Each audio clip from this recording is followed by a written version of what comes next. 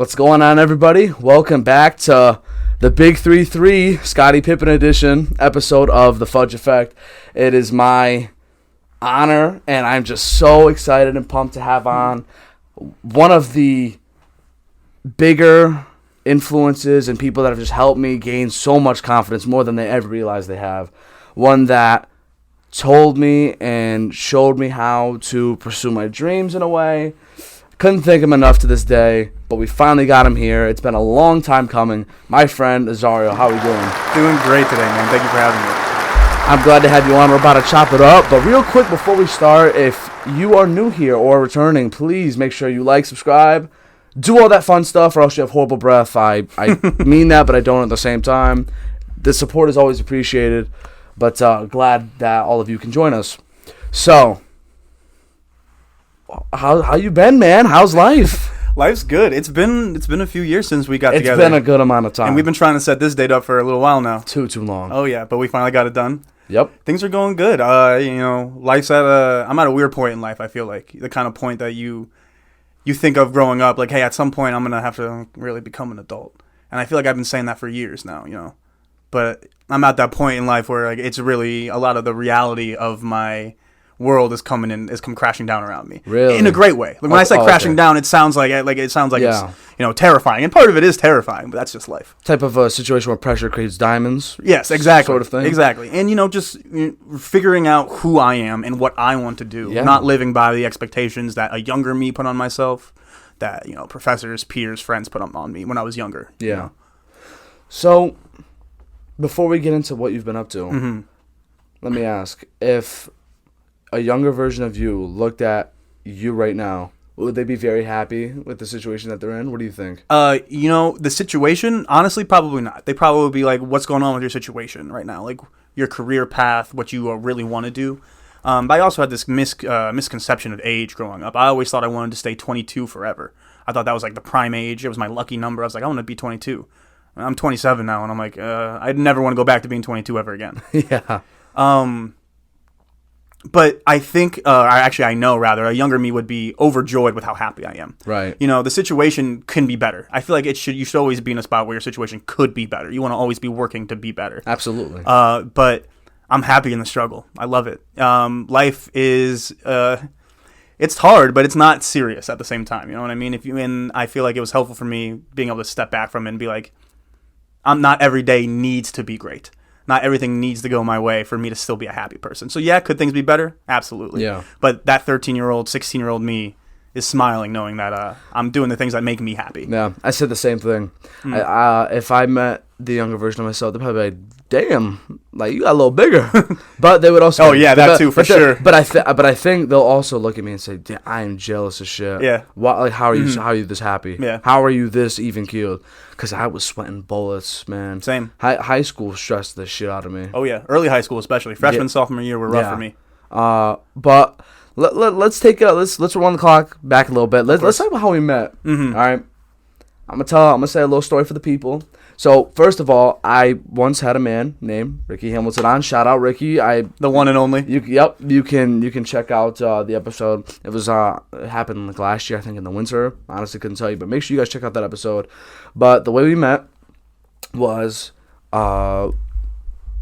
little old me back at the time, not knowing what I wanted to do in life, went to check out a student-led production, a discount comedy. And I went to go check it out. Had no idea who anybody was there, but I felt right at home. Don't know why. I just knew I enjoyed it. Everyone looked comfortable in their own skin. It was incredible. And a few months later, that summer, I went to orientation. They weren't my orientation leader, but I recognized him. Ricky was one of the OLs on campus. As soon as the day was over, I went to go shake his hand. I said, dude, I know who you are. You were this guy. And he goes, and apparently I made his day and blah, blah, blah. He gave me his information. He said, hey, I'm in an improv group. You need to check this out. And I think that's where, I don't want to say my life truly began, where it was like chapter 1. But it sure shit felt like a great prologue type of thing. So I go to my first improv. You're there. Shout out Hunter. Ricky's there. All the godfathers of improv. At least Schlock. Shout out to the Schlock group. And, dude, you guys were like magic. It was like firework. we could explain what improv is for the people in a sec. Right. But dude, just the way you guys, it was. Not even trying to sound cliche, but we were speaking about this earlier off the camera, but it was art. The way you guys were just getting up in a freestyle situation, and you just knew exactly what you were going to say. And it didn't even seem like it was premeditated. It was just there. And I'm taking improv right now, by the way, with Wes, like the class itself. Great. That's probably so much fun. Yeah, it's been awesome. Improv's a great tool for anybody to learn, even if you're not into necessarily performing or acting at all. It's something you can use every day in your life. Great life skill. Absolutely. And on top of that, it's just fun. It's a great time. At least I think so. And there are a lot of people who laugh at it as an art form. They're like, it's not like real, it's more performative than it is art. And I'm like, I disagree. There's something about the art of listening to people that I feel like we, in 2022, have just lost that. We're so used to, having this device in our hands and yeah, I heard you. And improv brings out the best in listening, because you really have to read people's body language and listen to every word they say to get the joke that they haven't established yet, because you're establishing something together that you've never spoken about before, that you've never talked about. Right. You haven't prepped anything. And I feel like that's part of the reason why it's so like kind of shit on in some regards, but also so beautiful to the people who really love it, I will say that me in this improv class now compared to when I was doing actual improv in terms of performing and doing it all the time on my own time, personally I think me then is better than me now, because me now just loves to talk so much more. I'm so much more open, and it's kind of like trying to keep lightning in a bottle. Yeah, and there's so many, and I would say I'm good at going off the rip and like not coming in, because the point is you're going in without anything prepared. Right. You're just going with your instincts and your reactions. And I will say the one thing I think I'm pretty good at listening. I would like to say so. The thing I think I need to work on is just talking a little bit slower. Mm-hmm. I don't want to say I talk like a freaking Raymond Raving Rabbit type of thing, but I do think that that's something I can work on in terms of like the class aspect. But yeah, I had such a great time when I did it. Shout out to Gavin, because I've had Gavin on. He's also on a poster here. Gavin, obviously. Of course. Yeah, you and Ricky were like the duo that raised us proteges under your belt. Right. Whenever I think of one of you, I think of the other. Yes. I think of you guys as a tandem, always in my mind. Yes. And then not only that, you guys had the house where you guys always threw amazing. Shout out Brick House. Amazing gatherings, we could say. Oh, yes. And shit like that. And it was just such a great time. That was a special moment. Yeah. That was the year before the pandemic, too. And so obviously we didn't realize it at the time, but that was like, especially for most of the people who lived in that house, that was the end of our time in college. So that was the last year of us really getting to experience college before we were only experiencing life in our home. So it was really special to share that with everybody that came through. Having that brick wall and that little side room that everyone signed in chalk, like that was really special to us. Yeah. And I'll always carry like really fond memories of that. That house meant a lot to the 6 guys who ended up living there throughout the course of those 2 years. Mm-hmm. And yeah, just the way you guys, whether it was life itself, whether it was improv, you guys just always seemed, the chemistry, whoever you talked to, it just seemed like everybody was on the same page. It was incredible. And I was just always thinking to myself, when am I going to be able to say I'm truly a part of CCSU and I'm just rolling like clockwork? Mm-hmm. I'm seeing people down the street, walking to class, hey, how you doing, this, that, and the third. And now I work on campus. I'm in the system. Mm-hmm. I would say by far. And yeah, it's so interesting to see now that I've gone through years of the system, and now I'm looking at these people coming in, and I'm like, oh, look at this rook. Right. I remember when I was like that. Eesh. Yeah, and now I know the spots where I want to chill or study or everything. Exactly. It's been nice. And it means a lot to me hearing that Schlock was able to do that for you. Because when I got to CCSU, I was coming from a different school. I didn't choose to go to Central. I had to. I got there and I was like, man, I really miss doing improv. I want to find the improv club here. There's theater here. There's got to be some improv. And I learned from the professors that there was a club called Schlock, but it had died. They didn't meet anymore. And I was like, I'm going to change that. Like, I need to change that. So one of our professors at the time put me in contact with Hunter Bustamante, who was the former and original president of Schlock, and me and him worked together along with, the help of a lot of other people, some of which you've already named today, and we brought the club back. And it started off slow. It was just a group of 5 or 6 of us. But then I think it was the year that you and Gavin started coming that we really started getting a lot of new freshmen, sophomore kids we didn't know, but we got to know through Schlock. So the fact that it had that impact on you, and hopefully for other people too. I still see them on Instagram, still posting all their stuff. And at the beginning of every new school year, I reach back out to them. I'm like, it warms my heart to see you guys still doing this, and that Schlock is still going strong, because it just, I want everyone to have that experience. I want the people like you and me who need that to have that place to feel free and then make Central their home. Right. Oh my gosh, what was I going to say? When it comes to, so whether it's improv or acting, I cannot say enough how much a person in general who, listen, you don't gotta do plays. You don't have to do plays. I totally understand that if you feel a certain way about plays. I have respect for plays. Personally, not my cup of tea, but I strongly suggest that at least once in your life, just take one acting class or do one thing related to acting. You don't realize how much potential you have to just put on a face, to just pretend to be somebody or not, to step out of your element, to channel feelings you never thought you could channel and embody a moment. And then to see people react to it, whether they're laughing, whether they're crying, whether they're angry at you, that was often my favorite reaction to get from an audience members. If I walked off stage at the end of the show and you didn't want to look at me because I made you disgusted on that stage, job well done. Yeah. Like, that's kind of how I felt after I did at Central, after we did To Kill a Mockingbird.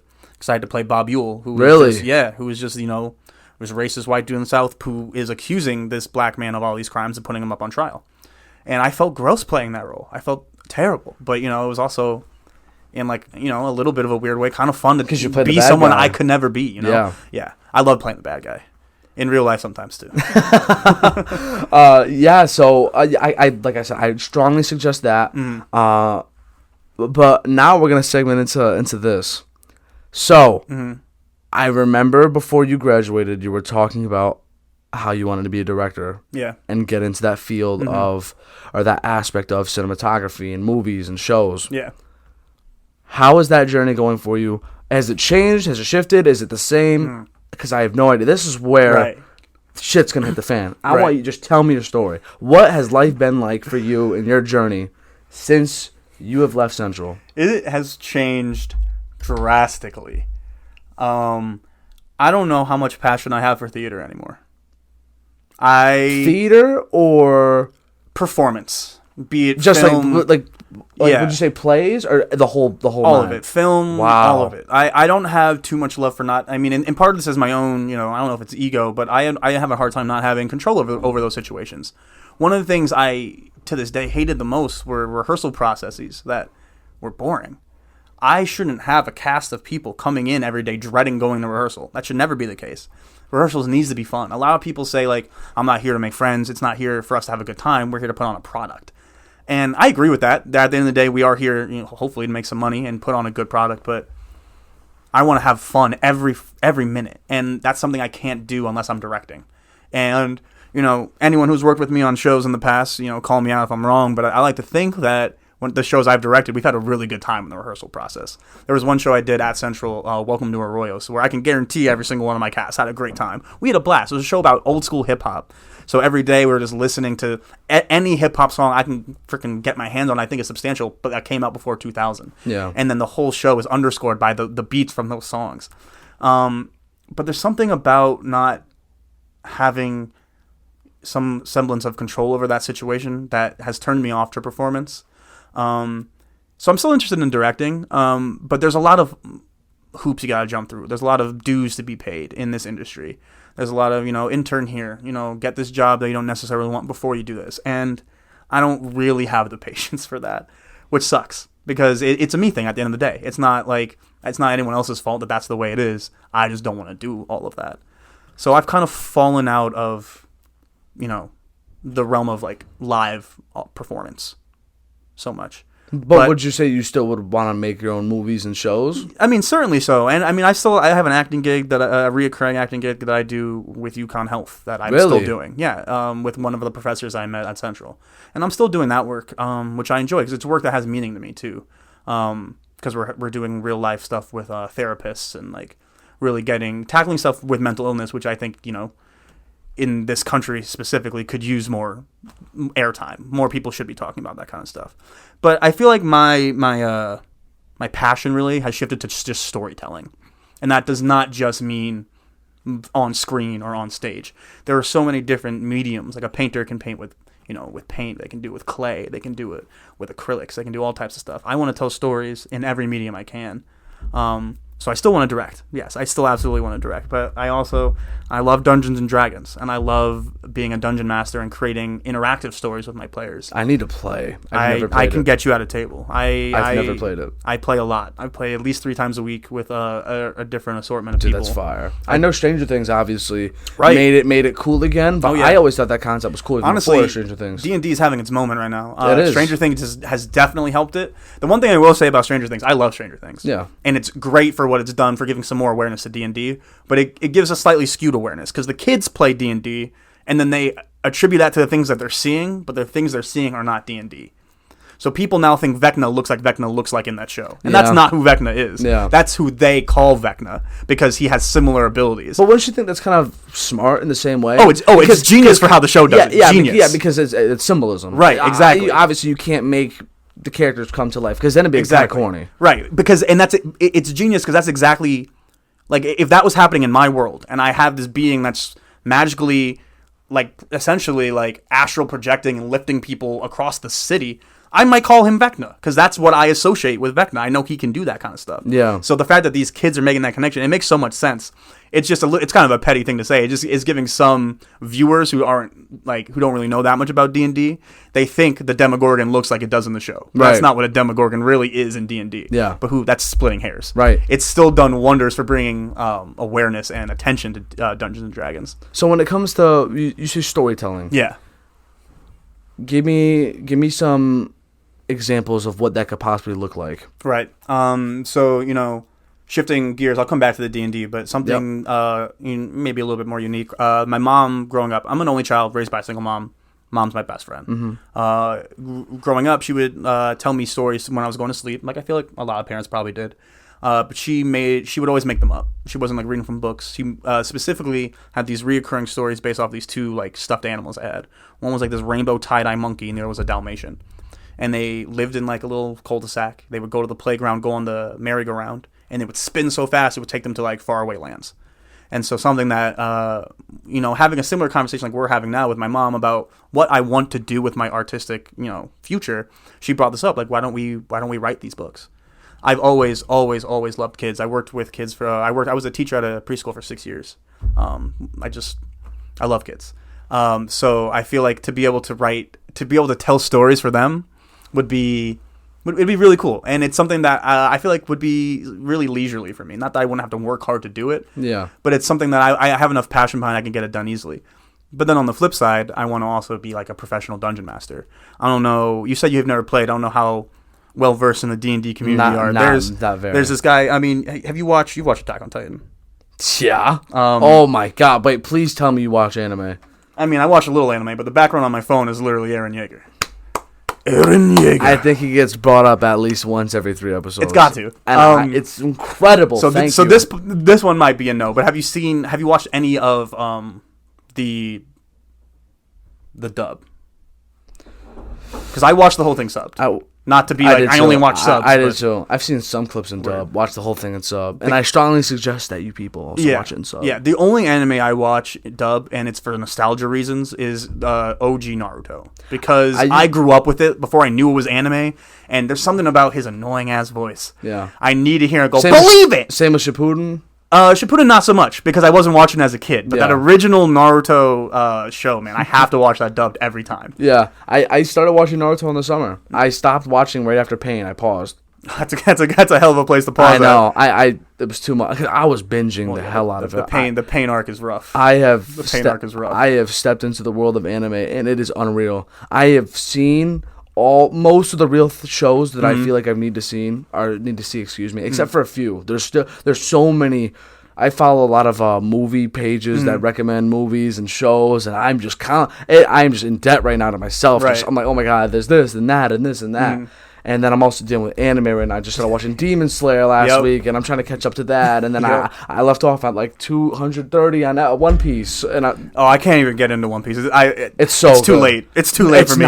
It's not. That's what everyone says. It's not. But man, dude, there's so much. Even if you catch up when you're like 40, there's so much time. Just one day at a time. You sound like Ricky right now. But it's true. Ricky loves One Piece. It's true though. You got to take it one day at a time. Exactly. That's how I don't drive myself insane. No matter whether there's a debt I'm facing, whether there's a challenge I know I have to eventually overcome, stage fright one day, or asking a girl out on the spot, whatever it is. At some point, you know that time's coming, but you just got to live in the moment and go day by day. Yep. So there's just so much anime, and on top of that, there's so much other stuff I'm watching too. It's unreal. So, yeah. But I think that's a great way to look at, or at least to express how you had or still have a passion, but it might not be what you once thought it would be, and you're possibly like contorting it, but it also still could happen. Exactly. I love that. And part of what's funny about it is I think the thing that made me realize I wanted to stop doing theater, at least for now, like I don't want to pursue it at the moment, was accomplishing the thing that I feel like anyone who grows up in New England and doing theater always dreams of, which is I moved to New York.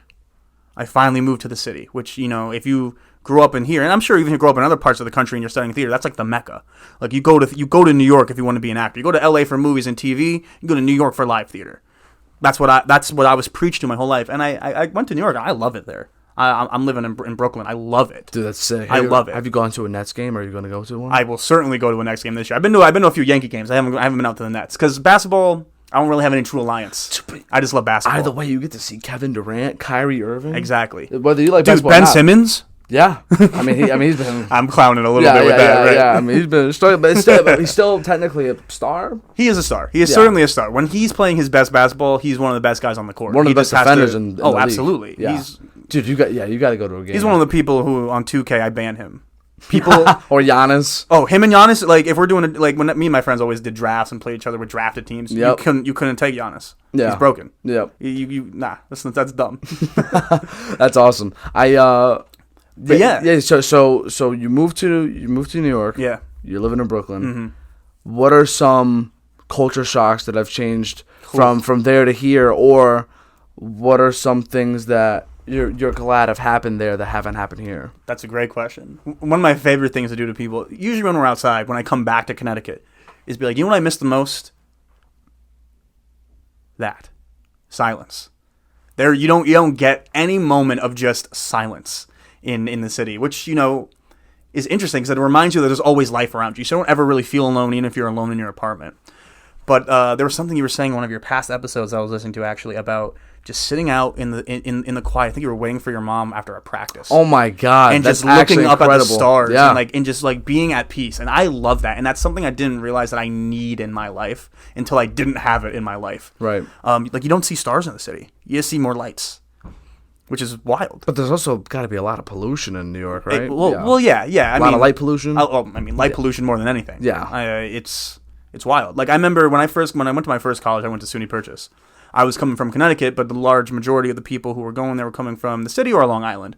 All on the first weekend, all the kids from the city were outside, all looking up like, I've never seen so many stars in my life, dude. It was a cloudy day. I could see maybe 10 stars. Wow. But that was a lot to them, and it was like just a difference of perspective from living what ultimately is 45 minutes away from each other. Like New York City is not far. Well, we're upstate. I grew up in downstate Connecticut. Yep. I grew up in Greenwich. Which was literally just a short train ride away. I could get to and from the city in a back and forth in a day easy. Wow. But people had such a different experience, and I miss those moments of quiet and peace here. But the city is also wonderful in a lot of ways. Like I could really live the rest of my life there. I just don't have the drive to pursue art there, which is a little weird because there's so much to be inspired by there. But it's Oh no, it's almost overwhelming. Do you think that's where you'd want to have a family and just settle down? Certainly there, possibly. not. Certainly not. No. Where's the dream state or location? It doesn't even need to be in this country. Right. Italy. It's funny. It's funny you just said all those things because one, I'm looking to move out of my lease once this is up with a few of the guys I'm living with now, and maybe some other people, and we're looking to probably move to California. But that is just another small step for me. I ultimately think I want to live out of the country. There's a lot of things that go on in this country that I don't necessarily love and agree with, and I don't necessarily see how I can effectively change it. And I would like to not live here for at least for just X amount of time to see if I like it. Yeah, And so part of that is getting a chance to travel, which I've been to Canada, I've been to Jamaica and like the DR when I was little. I haven't really got too much chance to travel. Yeah. But this past week I actually just bought, kind of planned my first real adult vacation. And I bought some plane tickets, and in February, I'm going to Italy. Ah, how you doing? Yeah. How's your family? Exactly. It's going to be the kind of thing where I step out that plane, and everyone expects me to speak the language. Dude, that's incredible. They're going to hear my name and be where in from? Italy? So I'm spending most of my time in Rome. I'm going with one of my friends from high school. Wow. We're spending most of our time in Rome, doing some time in Naples Doing and some Florence. time. Doing some time in Naples and Florence. Going to see Pompeii. Yeah. Which I can't imagine what that's going to feel like when I'm there. That's like one of the most terrifying things that I can imagine happening in human history. Natural things that happened. Right. And just to see the aftermath of something like that. That's incredible. Right. And also just to be in my home, like half of my heritage is home country. Mm-hmm. I've never been. That's going to be so fantastic. Exactly. That's incredible. Dude, good for you. I'm very excited. Are you going to pull clothes on your back going over there type of deal, or are you going to pack very well? I'm going to pack well. Yeah. It's hard. Adult vacation, no Airbnbs. I'm booking hotels, okay? Yeah. I'm spending some money on it, but it's worth it. It's worth it to treat yourself like that. Like I didn't realize how important that was until I booked everything. Like knowing that like this is something in my head my mom did, and she planned everything for me as a kid whenever we went on vacation. Now I'm doing that for me and for no one else but me. Wow. It's a small thing, but it's one of those things like it's I'm at that crossroads where I'm starting to do these things for the first time on my own. And it means a lot in small ways that you wouldn't expect until you do them. Yeah. Dude, that's incredible. Yeah, I'm very excited. Wow. Yeah, my uncle has told me stories of him and his buddies traveling with the clothes on their back around Europe and stuff like that. And it's hard in this day and age to do stuff like that. Especially you need time and money. Yes. Like if I could spend like 2 months and not have to worry about, my rent and my job, I would totally love to do something like that. Especially, saying what I just said about being outdoors and loving the woods and stuff. Right. I want to be backpacking and finding my way through Europe. That would be cool. But I can't afford to do that right now. Yeah. I have to spend my week there and then come back and work extra hard to make up for the money I spent in that week I was gone. Right. I think that's great though. Yeah. I think no matter what stresses life presents, as far as we know, we only get one life. Exactly. Might as well make the most of it. Exactly. Because for all we know, they're probably going to try and tax us when we're dead. Exactly. And we all get one life, and that means something different for everybody. One life can mean 9 years. One life can be 90 years. Wow. You got to live every single day knowing that you don't know if tomorrow will have anything for you. I take my life too much for granted sometimes. We all do. We really all do. I need to wake up and be more grateful. Mm-hmm. I need to just say something to myself in the mirror. Meditate. Meditate every morning. I got to get into that. Every single morning and every night before you go to bed. Is that what you do? Yes. Do you do there's different types of meditation. Oh, yeah. Do you do the one where there's a mantra and you keep saying the mantra over and over to yourself? So I was actually given a mantra by a guru. What's that type of meditation called again for the people that don't know? Even with a mantra, there's different types of meditation. Yep. So it depends on really who taught you and what style you learned. Like I learned a style called I Am meditation, which I was taught to by my great uncle. I just call him my uncle. When I was 9, he actually introduced me and my mom to this. I think she's called a saint. She's from India. Her name is Amma, and she travels around the world just blessing people. And the way she does so is through this thing that she calls darshan, where she'll stay up all night. And I mean, she'll start at 8 p.m. and not stop until 6 a.m. This is what your mom does? No, not my mom. This is what the Indian guru does. Oh, yeah, I was about to say. No, that's not what my mom does. Yeah. So this guru, she'll travel the world, and she'll perform darshan, where she hugs everybody. Stadiums full. Like, I mean, she'll go to the Javits Center, and the Javits Center is full of people. And she'll hug every single one of them and bless them. And she'll travel the whole world doing this. And my uncle and his wife follow her. Whenever she comes to America, they'll follow her around the country. A little bit different since the pandemic, obviously. But they started taking me when I was about 9, and that's where I learned how to meditate. It's where I learned my spirituality, really. Wow. And this guru one year gave me my own mantra. So still to this day, every night before bed, every morning when I wake up, even small moments when you're brushing your teeth, when you're showering, small moments when you have idle time, just saying your mantra, it doesn't bring me peace. It doesn't make me happy. It just reminds me that I'm in this moment. You think you could put me onto it? Like, Yeah. you think you yourself could teach me? Absolutely. Yeah, absolutely. We'll talk after this. Yeah, for sure. Meditation is... I need to get into it. It's difficult, but it's obtainable for anybody. Yes. And it can help anybody with anything. It's just about... It's like I was saying before, it's about listening. But this time you're listening inward instead of outward. You're listening to yourself. And listening to the silence in yourself, which sounds ridiculous. But something that my uncle and I have challenged each other to recently, actually I have to update him on this, is having our mantra and seeing how many seconds we can go in between saying our mantra without having a thought. And Wow. the second you have a thought, say your mantra again, and then wait as long as you can go. I think he's at like 3 seconds. I haven't even gotten to 2. It's difficult. Without even having a thought. Right. Any type of thought. And you have to be Wow. honest with yourself. The first few times I thought I got 10, 20 seconds in, I was like, I'm not thinking about anything. But I was totally thinking about things. And then when I really sat back and I was being honest with myself, I realized I wasn't making it a second.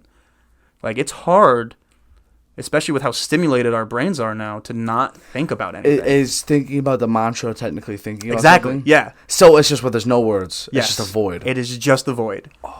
And thinking the word void counts as thinking. Exactly. Yeah. That's hard. So if you're like, wow, I'm doing good, gotta start over. And again, I think that is I've gotten hard. to 2 seconds. Like 2 seconds of just pure not thinking of anything. That's some like monk Right. type of stuff. Right. Like that. And Monk I won't say that I'll ever achieve anything like a monk, and that's years of practice. If I Yes. did this every day for years, maybe I can obtain something like that.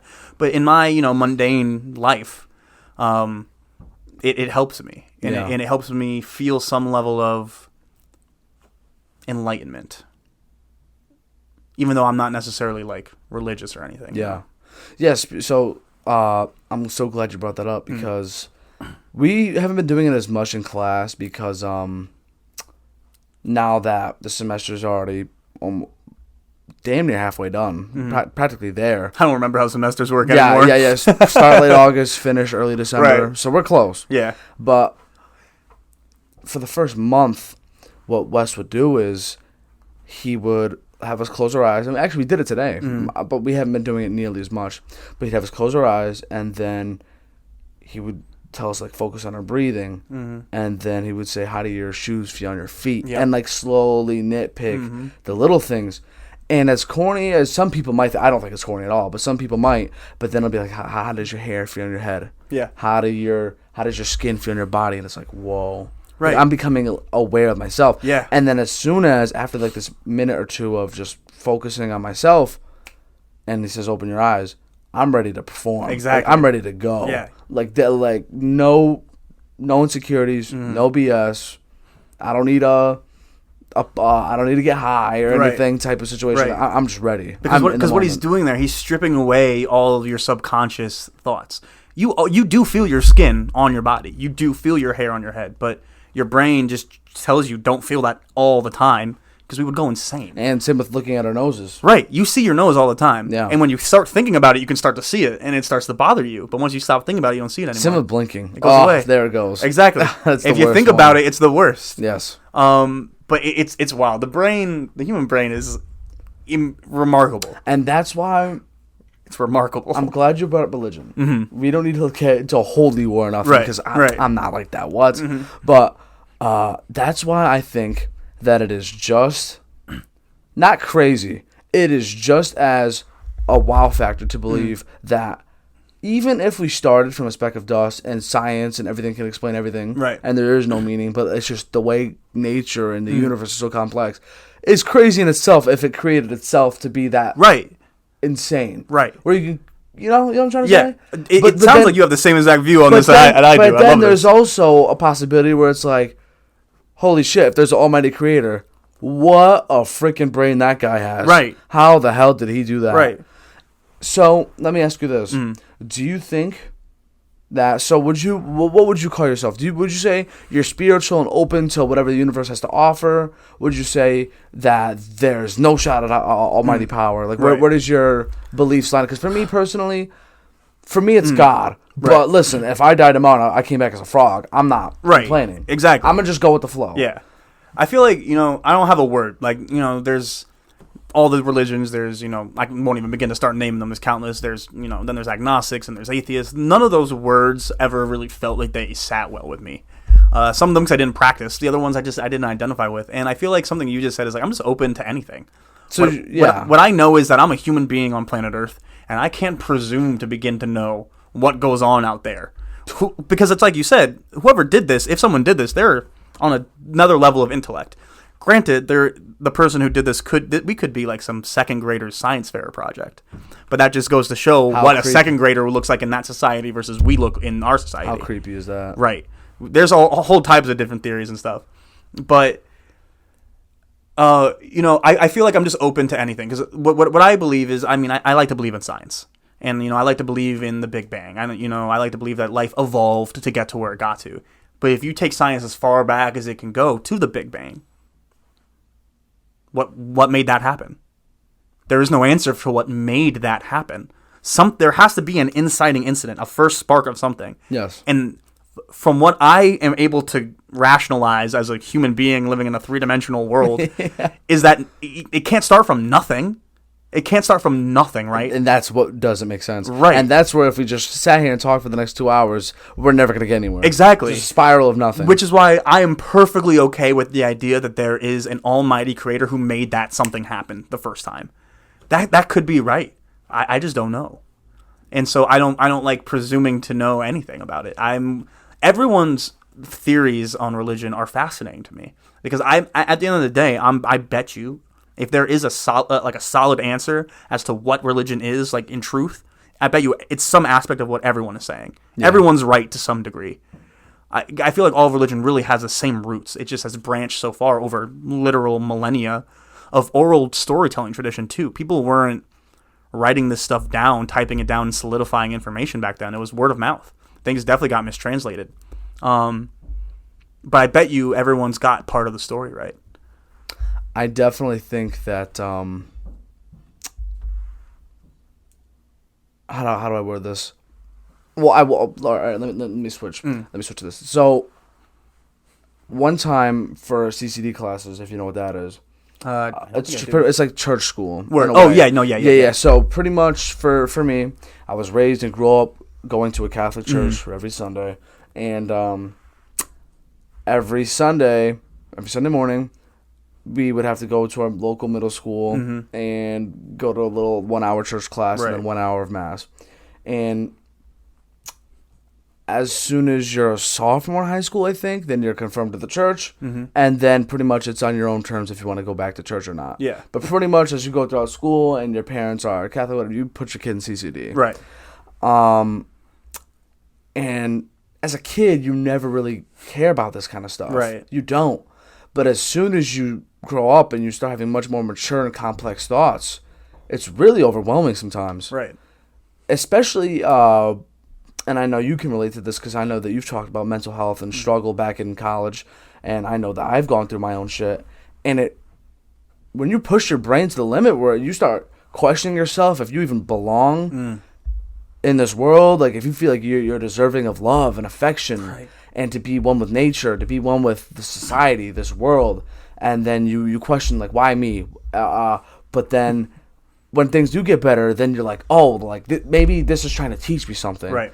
And there's just that's what makes life so beautiful. I think it's the beauty of the struggle and the pursuit and the grind, and whether there is a creator or there is not a creator. Back to the church school thing, there was a retreat that we had. And that pretty much is right before you get confirmed, you have a guy that kind of gives you a confidence booster to, if you have any doubts about if there isn't a God, he gives you reasons why he thinks there is one. Right. Like sort of like a professional, so to speak. And he pretty much just told us to take out our phones. And he goes, you see how you have this in your hand? Where did it come from? Factory, probably. Somebody made this. Yes? It didn't just appear out of nowhere. He goes, so then he says, I think that every creation must have a creator. Whether you think it's God, whatever you think it is, every creation must have a creator. So think of it that way. I've gone into, I don't want to say debate, maybe it was, but there's times in debates, obviously, where you can be yelling and screaming, but there's also debates where it's just like a chill back and forth. Yeah, absolutely. And that's what I was having with a family member of mine back in like January. And man of science, he has his doctorate, and this is proven, though, the longer you go throughout education and get those kind of degrees, if you look at the percentages, the less that they believe in religion, because the science. Yeah, I mean, listen, someone could totally fact check me. But I'm pretty confident that that's right. Like I said, I'm open to being fact checked. Right, but that sounds right, because I'm sure there's something that has to do with education and religion going hand in hand. Yes. So he was talking about how when it comes to science, like, how can you explain this? If science says this, how can you explain this? And we were having a pretty good back and forth, and then I pretty much ended it with this. Look, at the end of the day, that's why it's called faith. Right. There's no statistics, there's nothing that can prove that this has happened. There are stories, there are instances in life where it is too crazy to seem true. People who have had terminal illnesses and then overnight they're fine. Right. People that have come back from the dead and have told stories of what they've seen. Apparently they found Noah's Ark. Have you seen the picture of that before? No. Apparently they found it. I don't know if it's Photoshop. I don't think it is. Right. There's a giant ass wooden ship that was found in the mountains a couple years back. This is true. Somewhere in the mountains in like India, the Middle East, I think. Little things like that. Right. It's like, what is up with that? Yeah. And then you have the wonders of the world. The what is it? The something de Rio, the Rio de Janeiro, the Christ the Redeemer, the statue. How the hell was that built? Right. Little things like that. Right. Especially all these things that were built in a time where they didn't have technology. They didn't have these things. And my theory is... It was aliens. It's possible. Right. You never know. I watched too much Ancient Aliens, I swear. That's why it's fun to think. Exactly. Apparently there was... I forget what library it was that of Alexandria. Yeah, or something, Library of Alexandria. That burned down. Dude, we'd be hundreds of years advanced from now, or right now, if that wasn't burned down. There was so much knowledge and history in that library. So much knowledge and history that only existed in that library. Yes. There were no copies of that knowledge anywhere else. Yes. And they could have been permanently lost forever. Stuff that we could never know. There could be answers to stuff that we are still trying to get answers to now. Yeah. And that's what's so fascinating about life. Right. Is there's these little Easter eggs and loopholes, and it's like, wait a minute, why aren't people talking about this enough? What is up with that? Right. The whole aliens. Are they among us? Have they abducted us? I mean, I'm very, very open-minded to the concept of aliens. Right. I think that if you personally think that we are the only beings that can communicate in a system within a galaxy, within a universe that is infinitely expanding, infinitely, right? And infinity is getting bigger. That doesn't make sense, but infinity in space is getting bigger. So I agree with you. To think that you're the only people experiencing life in that is just a little ignorant. I can almost say, even though I don't have any facts, that there is 100%, without a shadow of doubt in my mind, aliens out there. Whether or not they visited us is a different story. Yes. But there is alien life out there without a shadow of a doubt. I was just watching for the first time in years Pillow Talking by Lil Dicky. And he clowns her in that for being like, you really think that all of life exists in this one spot? She goes, yeah, I call that shit God. And like, that's beautiful. Even though I disagree with it, that's beautiful. To think that there is such a statistical anomaly caused by an all-powerful creator. And to have faith in that is beautiful. Yeah. Even though, and that's my real issue for trying to get this back into religion, is when people can't see other people's religion as good, as plausible, even though it's not theirs. Yeah. I can't. So obviously there's, let me start naming off some religions. You have Catholicism, you have Muslim, you have Buddhism, things like that. Personally, I think that if there is an almighty creator or power, I think that as long as you try and be the best person you can be for yourself and for others, no matter what you believe in, I think that they'll accept you as a person who's worthy, so to speak. And I know it can sound cliche, like holding a door open for somebody or doing the little nice things, not because you want have to, because you want to. I don't walk through life and I hold the door open for somebody like, oh, 5 points to get into heaven. Yeah, you're trying to get those good place points. Yeah. Have you seen The Good Place? Oh, absolutely. Dude. Absolutely. Can you explain to people how beautiful that show, especially the ending? I think that was one of the best. It is hard to end a really interesting, good show on a good turn. There's nothing about that show I would ever go back and change. It's so, like, in a way, it's so corny, it's so cable, but it works. It always knew what it was. As far as shows have identities, yes, the writers knew what they were producing, and they knew how it was going to be received, and they had such a good concept of that they never tried too hard to be anything they weren't. And it's just such a beautiful show to really just to see someone who you like off rip in Eleanor. Yep. You love her off rip, and then you watch her realize, I don't belong here. Like, literally, she knows that off rip because they're showing her flashbacks of a life she didn't live. But, like, she realizes that she has to send herself to hell, to the bad place, to fix everything else for all these other people in the good place. You know how impossible of a decision that is to make? I don't think I would do that. And then, if you've seen the show, she does that hundreds and hundreds of times. He runs through that simulation, I think 800 plus times, and as far as they showed us, only one time did anyone else figure out, and it wasn't her, and it was my boy Jason, out here pulling for the Jaguars still to this day. Yeah, I love Jason. I love Jason. Shout out to Jason. I thought the ending to the show was one of the most beautifully written endings I've seen in a show, especially because it has to do with religion and this what happens after we die. Spoiler alert, I'm going to give y'all like 5 seconds to skip like maybe a minute or two in advance, whatever. Shame on you for listening. I'm about to say, if you haven't seen it by now, so it's your fault. Yeah, seriously, it's been out for a while. But that's just kudos to us for knowing what's a good-ass show and what's not. But to go throughout, so pretty much what they did was, they really just said, you know what? How does this not get boring at some point? How does this not get completed? And I ask that question to myself all the time. Once you go to heaven, what are you, just always happy forever? Right. Like, that doesn't sound right. What do we just lose the emotion of sadness and anger? And if you don't have sadness and anger, you don't have happiness anymore. And one doesn't exist without the other. And you don't really have a personality. Right, exactly. It just goes out the window. Have you ever seen Coming to America? I have the poster, right? Oh, years ago. I have to rewatch it. But people still to this day, one of my first nicknames was Arsenio. Really? Because my name sounds similar to it. Yeah. But in Coming to America, before Eddie Murphy, who was the prince, gets married, they pretty much, he was going to have how do I say, not a signed wedding, Arranged marriage? Arranged marriage, thank you so much. He was going to have arranged marriage, and he met her the day before the wedding, or like the day of the wedding. Yeah. His bride-to-be.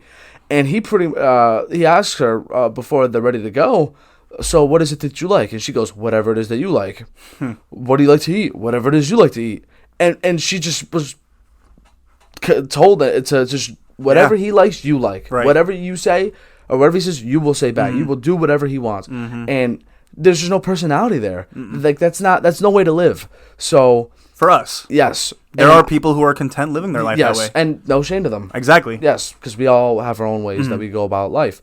But as I was watching it, I was totally agreeing, because I was like, dude, is it infinite? Is heaven infinite? How does that whole concept work? Yeah. Is heaven like a reset? Are we in heaven right now? We could be. We could be in hell right now. We don't know. We don't know. Right. Because we have nothing to compare it to. Honestly, the concept of hell, before I get back into what I'm saying, is I think it's just loneliness. My theory. It's funny because I was telling you, I was listening to one of your old podcasts, and you were talking about this, and I actually wanted to call you on this. I wanted to ask you, because you said the place you find peace, especially during the pandemic, was being alone. Was being alone, sitting by yourself, and that you had that peace. Like the pandemic, you said you had a good time. Granted, Yep. As far as you could have a good time. But then you also said that your idea of hell was being alone. Was that exact same thing that you said you loved, but forever? But that's the only thing. You change one tiny part, is you make it forever, and it ruins your good thing. Yes, and that because being alone for me in this moment isn't a forever thing. Right. And anything forever would suck. Yes. Love forever would suck. Yeah. with one person. Not necessarily with one person. Yes. It's like they say, just too much of a good thing is a bad thing. I know what you're trying to say. Right. Yes. I'm so glad that you brought that up to me. Yeah, it's just that tiny little switch. Right. Because humans, I'm taking a public opinion class, and that must be interesting. It is, and we're learning why exactly humans are the way they are, and how society shifts on certain topics, and why sometimes we can be hypocritical to ourselves and things like that. And pretty much, I learned that humans are social creatures. We're social animals. Absolutely. We have to communicate. We have to mingle. We just have to, or else we'll drive ourselves insane. And I completely agree with that, and I obviously think that's true. But I also think that sometimes, like you said, too much of a good thing is a bad thing. Yeah. I think that if we don't take the time, like you said, you meditate, or take the time to just enjoy the moments where it's just you and your thoughts, or just you just in nature, whatever it is, waking up, brushing your teeth, just chilling, listening to a podcast, and you're just reading or fishing by a lake. Whatever whatever the case is. I think that those moments are what build character. Yeah. And shows that, or movies, they don't do it enough, but I think The Revenant is a great example. Not necessarily building character development, because the whole movie, you know that it's just one guy trying to get to, or find the people that killed his son. Right. But the moments where you see the person and there's just no words. It's just them. Yep. And you know what they're trying to accomplish, or you know exactly how they operate on a day-to-day basis. Or like the montage in shows where maybe it's a guy drinking a cup of coffee and it's a different outfit but the same pose every day, type of deal.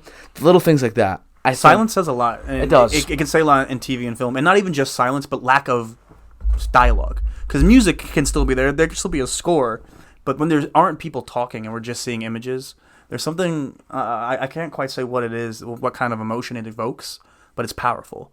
Like, especially when you said movie and TV, like I'm thinking about some of the shows I've been watching recently, and some of the more powerful scenes are when it's just quiet, when it's nothing but the music or the composer, just kind of working whatever they're doing, and you're just admiring great cinematography too, not just the composer. Great cinematography and great music, just aiding nothingness essentially.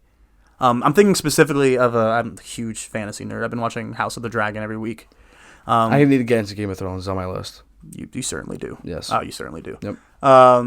In one of the more recent, I think it was in the most recent episode that came out this last Sunday. It starts. No spoilers. Don't worry. Yep. It just starts with silence. Just I think it's Ramin Djawadi does the music. Beautiful composer.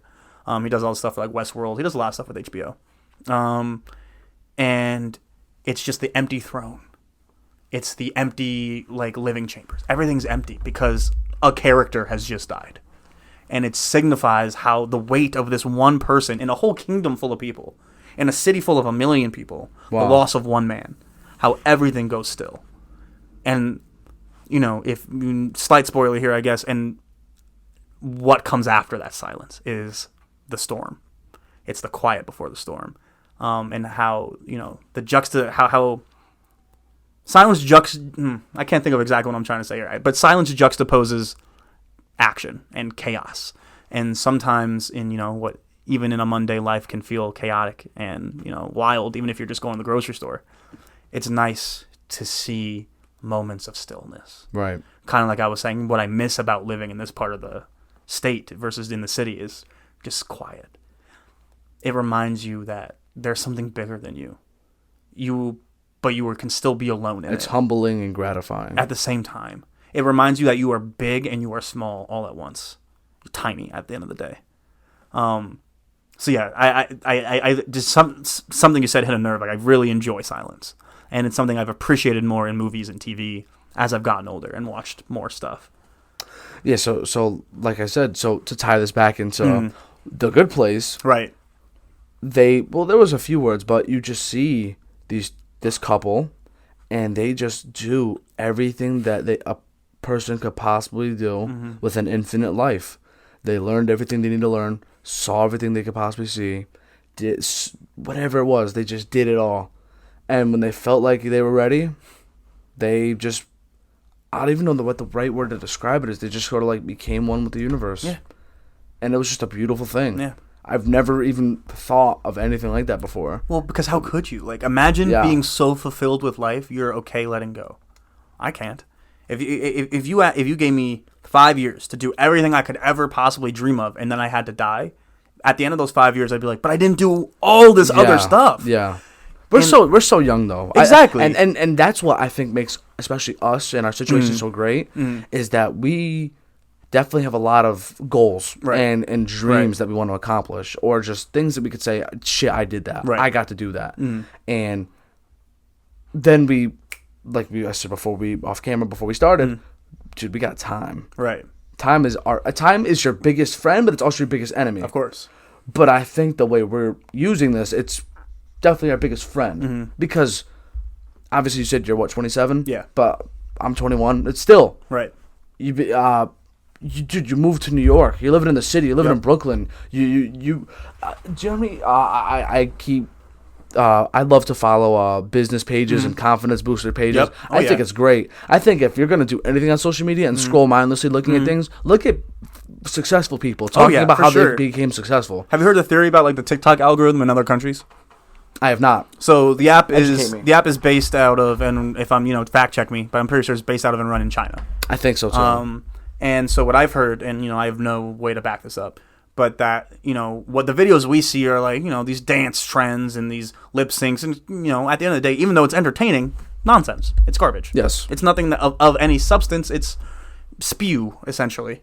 But what I hear in China is that their algorithm is giving young kids motivational stuff, like on endless loops, to get their youth more. Like, they know they're going to be tied into their phones, I've heard this too. But to give them something to aspire to, whereas they're giving us stuff to numb our brains. I feel like there's definitely a little... It's a conspiracy. Like, I'm not going to act like that's not a conspiracy. It's not a bad one. But I bet you to some extent, there is an element of truth there. And I'm sure it's not just as stark as, it's China doing it to us and they're keeping everything... Like, I'm sure they're getting garbage and we're getting motivational stuff too.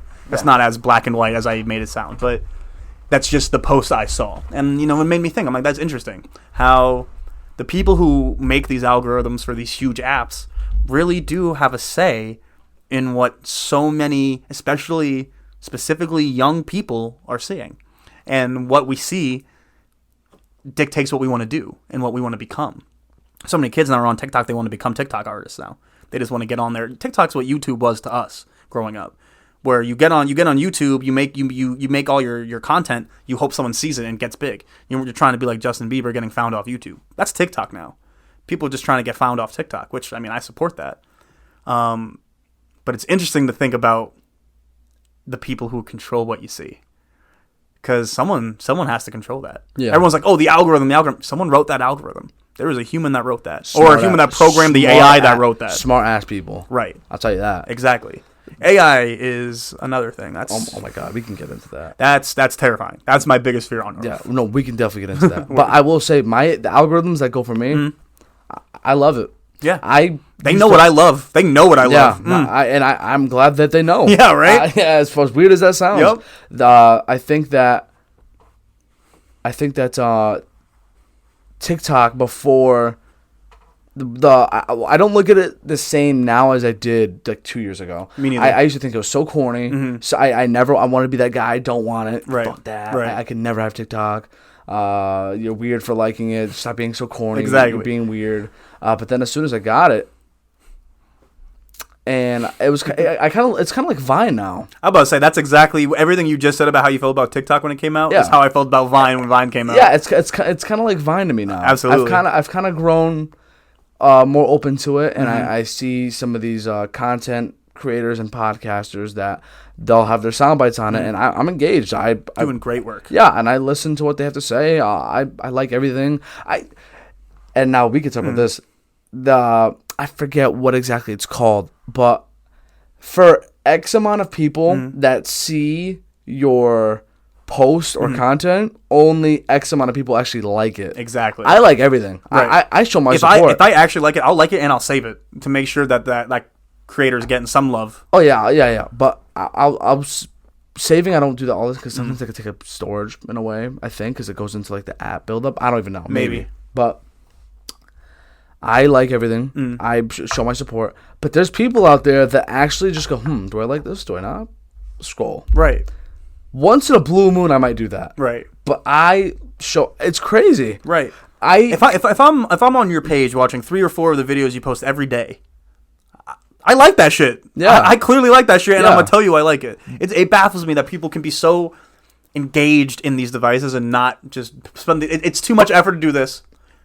To just It's just crazy. hit a heart. It's crazy. It's wild. To You me. could have 1,000. especially as with all my artist friends that are creating content, not getting, and I'm guilty of it too. There are times I don't like stuff as well, but so many of our peers are creating stuff and not getting their friends to share it, and I'm like, man, Dude. come on. I think and maybe it's just societal standards. I broke that mold, and my God, I snapped it in half like Right. a wishbone. Right. When COVID, and I'm gonna get into this. I still haven't forgot about AI. We're gonna get into all that, believe me. But when COVID happened, obviously a big deal, and we could talk about how COVID personally impacted you for the better or for the worse. But I was just chilling, and you, like you said, you've heard me say on episodes, I had a great time during COVID. Yeah. I really did. I had probably the best development I possibly ever could have had. Probably the best. I'm not gonna say it was peak life. I'm not gonna say that, Right. Because you never know what future years have in store. Exactly. But I will say I had a great time, and there was a point where I was like, "Holy, oh my God!" There's so many people that are miserable right now, Right. And I'm just this beaming beacon of light right now, and there's so much darkness going around, Yeah. and I feel like I should do something, and I pretty much made a video and talked about, hey guys, I just want to say, 2 years ago, so at the time it was 2020, so it's 2018. 2 years ago, I discovered that I was depressed. I didn't know what that was. I thought that was normal. And I learned to get help. And I learned that it's okay to get help, which I strongly suggest that if anyone that's listening or watching is going through something that you do. Mental health is taking care of your body and your mind are the two biggest things that you should do before anything else. There's no issue too small to get help with. Absolutely not.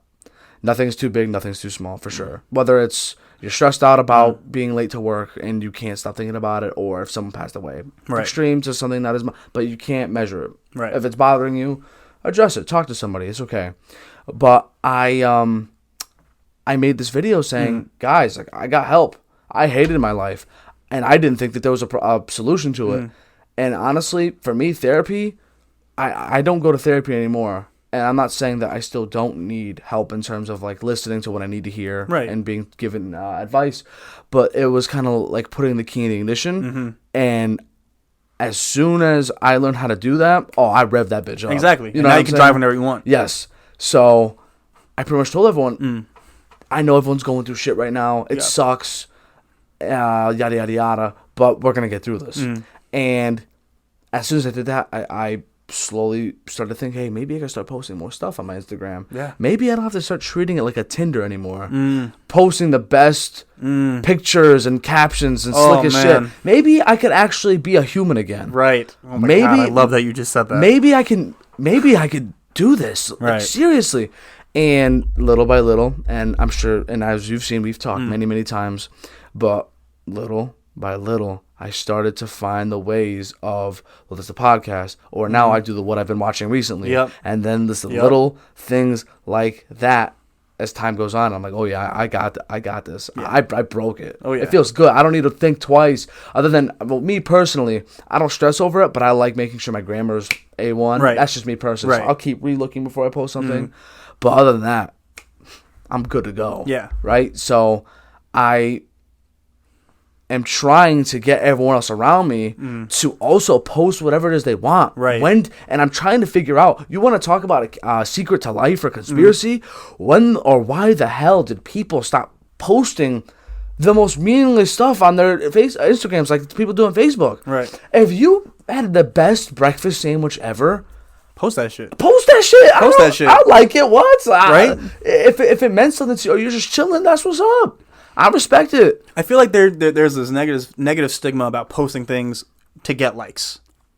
Man, why else did you post it? You know what I mean? You post things for people to see it, not to like count I got more likes than you, but you post things for that ounce, that crumb of gratification of, hey, that sandwich does look good. You're right. Like, that's why you post it. And if you need that one person to send that comment through, get it. Yeah. Earn that. Like, Absolutely. But there are so many people out there that'll be like, oh my God, I can't believe you're doing that just on Instagram, to get people's attention. I'm like, man, some people need some attention. And a normal human needs attention from other humans. And love, hey, listen, love always beats hate. Always. So to add on to that, I also learned my first year in college that I was taking this English class, and we were learning about the algorithm of likes and how getting likes is kind of like a gambler's rush. Yeah. Oh yeah. I don't know if you've noticed or seen. I turn likes off my posts. Absolutely.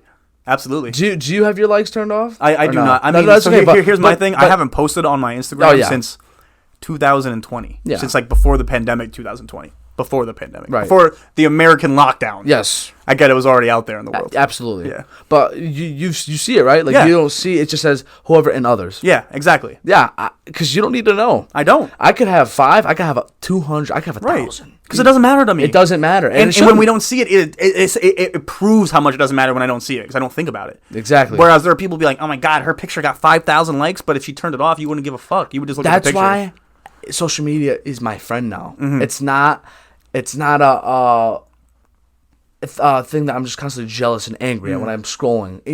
Even I keep putting myself through the torture. I still keep using it, but no, I use it.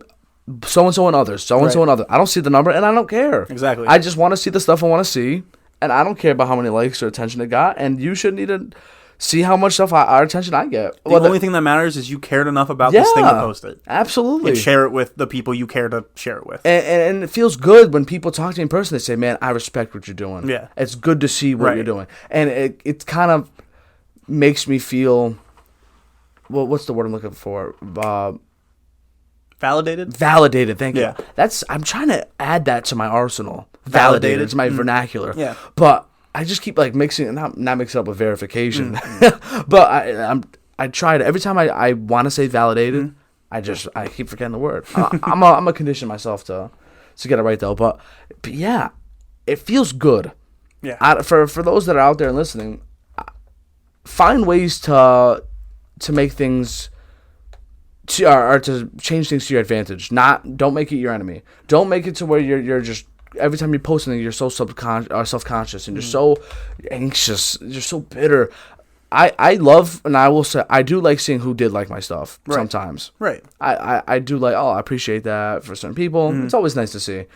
But the number I don't care about. I will look at the number. I'd be a liar if I said I don't, because I can see it. Obviously nobody else can. Right. But I don't sweat it. Right. I think that anybody that wants things in life, all good things come to those who wait. I think as long as people stay consistent, disciplined, and whatever it is they do, they can get what they want. Absolutely. Or get close to achieving. Right. Whatever that is. So yeah, social media is definitely an interesting thing, but I follow a lot of wealth and business accounts. No, I'm not saying that means I'm getting into cryptocurrency. Right. Or any of that but stuff. you do things that, that set yourself up for more positive mindset. Yes. You know for a fact you're going to end up doom scrolling on your phone. You might as well make sure the things you're seeing are positive and aren't going to bring you down, make you feel worse. It's not going to be pictures of people who are like unrealistic looking and make you feel bad about yourself. Like that's a huge thing, man, because I don't know about you, but I grew up hearing about, women's images in media, and like obviously that is such a thing, giving people unrealistic images of women, but it's the exact same thing for men. And I feel like people don't talk about that, like ever. But I feel that way. I don't know if you feel that way. I don't know if anyone else feels that way. That's in what way? Just seeing these seeing celebrities, people that I love posting stuff on Instagram, like the Kardashians or guys that everyone looks like Zac Efron. Yeah, more so that the Kardashians. Guys. It's whatever. Do you follow or do you know Hassan Minhaj? I don't. Oh, I know the name. He does the Patriot Act. Why do I know that name? He's an extremely intelligent interviewer and comedian. He does the Patriot Act. It's on Netflix. And he just had a stand-up special come out. Okay. And in that stand-up special, he was talking about. I'm losing my train of thought because I'm trying to think of all my other stuff about Hassan Minhaj. Where were we? You were talking. You're talking about social media. Talking about. Crap, you were bringing up, I think we were talking about like business accounts, wealth accounts, and... Man, I got distracted. No, you're good. I got distracted because I'm thinking about how much I really love Hassan Minhaj right now. That man is so smart. And I know we talked about this before, like, the art of interviewing, Yep. he's got it down. Really? Like, that man can control an interview like I've never seen. He's the kind of dude who goes in and interviews dictators of like foreign countries and like asks them real questions, but also pranks them. Wow. And like, it's wild. It really is wild. Anyway, he has a joke in his new special about something related to what we were talking about. It's just slipping my mind right now. But yeah. I'm sure It'll come back at some point when it's least convenient too. Yeah, That's just how it works. I can't wait to hear it when it happens. But let's shift gears a little bit. Yeah, let's do it. So AI, you obviously reacted very strongly to when that got brought up. Yeah, I was listening to one of your old podcasts, one of the more recent ones, and you were talking about like biggest fears. Yes. And people were talking about like, you know, aliens and the ocean, terrifying things that we don't know much about at the end of the day. Okay. Something we do know about because we created it is AI. And that terrifies me more than anything unknown. Because I genuinely believe that AI is going to supersede our necessity for human labor at some point. Like an iRobot type of God, world. I love that movie. Such a Love good that movie. Yes, like that. Shout out Will Smith, man. I know the whole Chris Rock thing. Right. Got everyone on, but bro, Right. He is one of the best actors I've ever seen, and he's been a part of some of my favorite movies going on. He's been a huge part of so many of my favorite titles. I do have a hot take. I don't think he's the best actor. No. I'm not saying he's Will Smith. Yes, I'm not He's saying a great celebrity. I'm not saying he's a DiCaprio or Right. a De Niro. Right. I'm not saying that. Right. But he's one hell of an actor. Some of the movies he's in have been some of my favorites to watch growing up, like of all time, and of course Fresh Prince. Of course, Fresh Prince. One of my favorite shows growing up by far. That show this is kind of funny. That show taught me what the expression "to sleep with someone" meant. Really? I was young as hell watching that show, and there was a huge scandal because Will slept with someone's mom in that show. I don't even remember when, because that show's such a blur for me because I watched it when I was really young. And I was like, "What's the big deal?" I mean, yeah, it's weird. It's his mom. They slept in the same bed. Who cares? And then, like, I remember, like throughout the episode, I started to really realize I was so young, man. I must have been like in early middle school. Really, like, oh, so that's what that means. Yeah. Okay. It's so weird how TV shows teach us things. Oh yeah. How I mean, there are people who don't know languages and learn them by watching TV shows, or say they learn them by watching TV shows. The amount of people are like, yeah, Friends taught me English. Like, that's wild to me. Something that we take for granted so often is art and theater. Yes. And pretty soon that's all going to be created by AI. Yeah. All of it. Like, we're not going to have writers anymore. We're not going to, people talk to me in, like, the restaurant industry. Like, you think a server is necessary? You can order everything on your phone. You don't need me. Pretty soon there's just going to be a robot that walks down the aisle and gives you your food. You know what I mean? And I just feel like we're getting a little too far with AI where we need it everywhere. And not only do we need it everywhere, it needs to look like us. Why does AI need to look like us? That is crazy. I'll take a little R2-D2 looking robot over a 3PO any day. I don't need it to have a face. Yeah, for sure. That's terrifying to me. But people want that. Like, have you seen like the videos of like the most like realistic AI? They're creepy as hell. They have they'll put two AI in a room together and they'll have conversations together about things that like are like new that they weren't programmed to know about. But the thing is those people, I mean, they probably have hella money anyways because the ones who created it. Right. Oh my God. But why is that your passion to want to make those things, to make life easier for people? Yeah, but you also realize what you're doing is potentially dangerous. You're putting potentially danger, and you're putting out hundreds, thousands, potentially millions of people out of jobs. Right. But I think the way they think about it is if that ever got to the point where we were losing jobs to AI like that, it would be a good thing because people wouldn't need to work. But then what does that mean for how you make money? Exactly. Exactly. Yeah. The people who own the AI would have all the money. You think we're heading towards a Wall-E society? I think so. We're headed towards something. Yeah, we're heading towards something. I think that everything's becoming easier. Yeah. I was just talking about this in my most recent episode. One of my buddies, he literally said they're finding ways to make life so much easier, to make us so much lazier. Right. Pretty soon we're not going to need to do anything. We'll never need to leave our house. With the new update, now we don't even need to put in a password on our phones. We just face scan and swipe up. Exactly. Just look at your phone. And especially with the pandemic, I feel like the pandemic like shocked so many of these people who are inventing these new technologies. Like, hey, people don't want to leave their house. People can survive in their own home. How do we make that happen? And like the metaverse is like this crazy concept. People are like, oh, it's Facebook, it's Mark Zuckerberg. The idea of the metaverse is crazy. It is. Like, in my head, the way, like the future of what the metaverse could be is you're walking in a grocery store, and you have a headset on, you're not actually there, you're in your living room, but you're picking out things, you're putting them in a cart, and you check out with a person that looks like a person, you wait in line and all that, you take your headset off, the groceries are at your door. A drone delivered them to you. Crazy shit. But you pick them all out. If that's the case, we could live a life where we never need to leave the house. Which, so unhealthy. Sounds unhealthy. That sounds terrible to me. But what if that's the only solution? Because we've polluted the outside world because of a pandemic that we can't control or something else. Like, that could be our savior. It can definitely be either or. Exactly. But I would only want that. It's terrifying. I would only want that if it was like worst case scenario. Why can't that be like a Project X or like a Plan Z type of scenario? Right. Oh shit, the fan. Oh, we know what to do. Right. Technology only for now. Right. And then once it's over, we'll be good. But so many people, it's like you said, like they want to invent it to make life easier, or they want to invent it because they freaking can.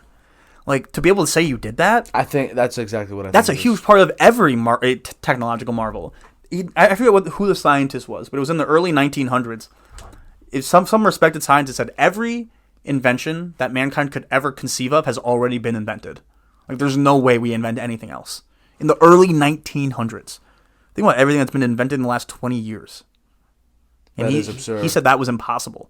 And this was not just me or you, some not uneducated, but not like... For his time, he was... He was a doctor. Like, he was a well-respected scientist. Yes. And people were just like, okay, yeah, sure. I mean, that sounds right. What else could we possibly ever need?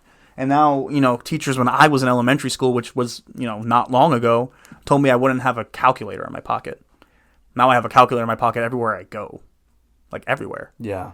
And that calculator also can tell me the time and the weather anywhere on the globe. Oh, my God. And I could talk to anyone on the globe in an encrypted message from that phone. What? It's crazy as hell. That shit's wild to me. Yeah. Like, we are so connected. We are more connected as a planet than we've ever been.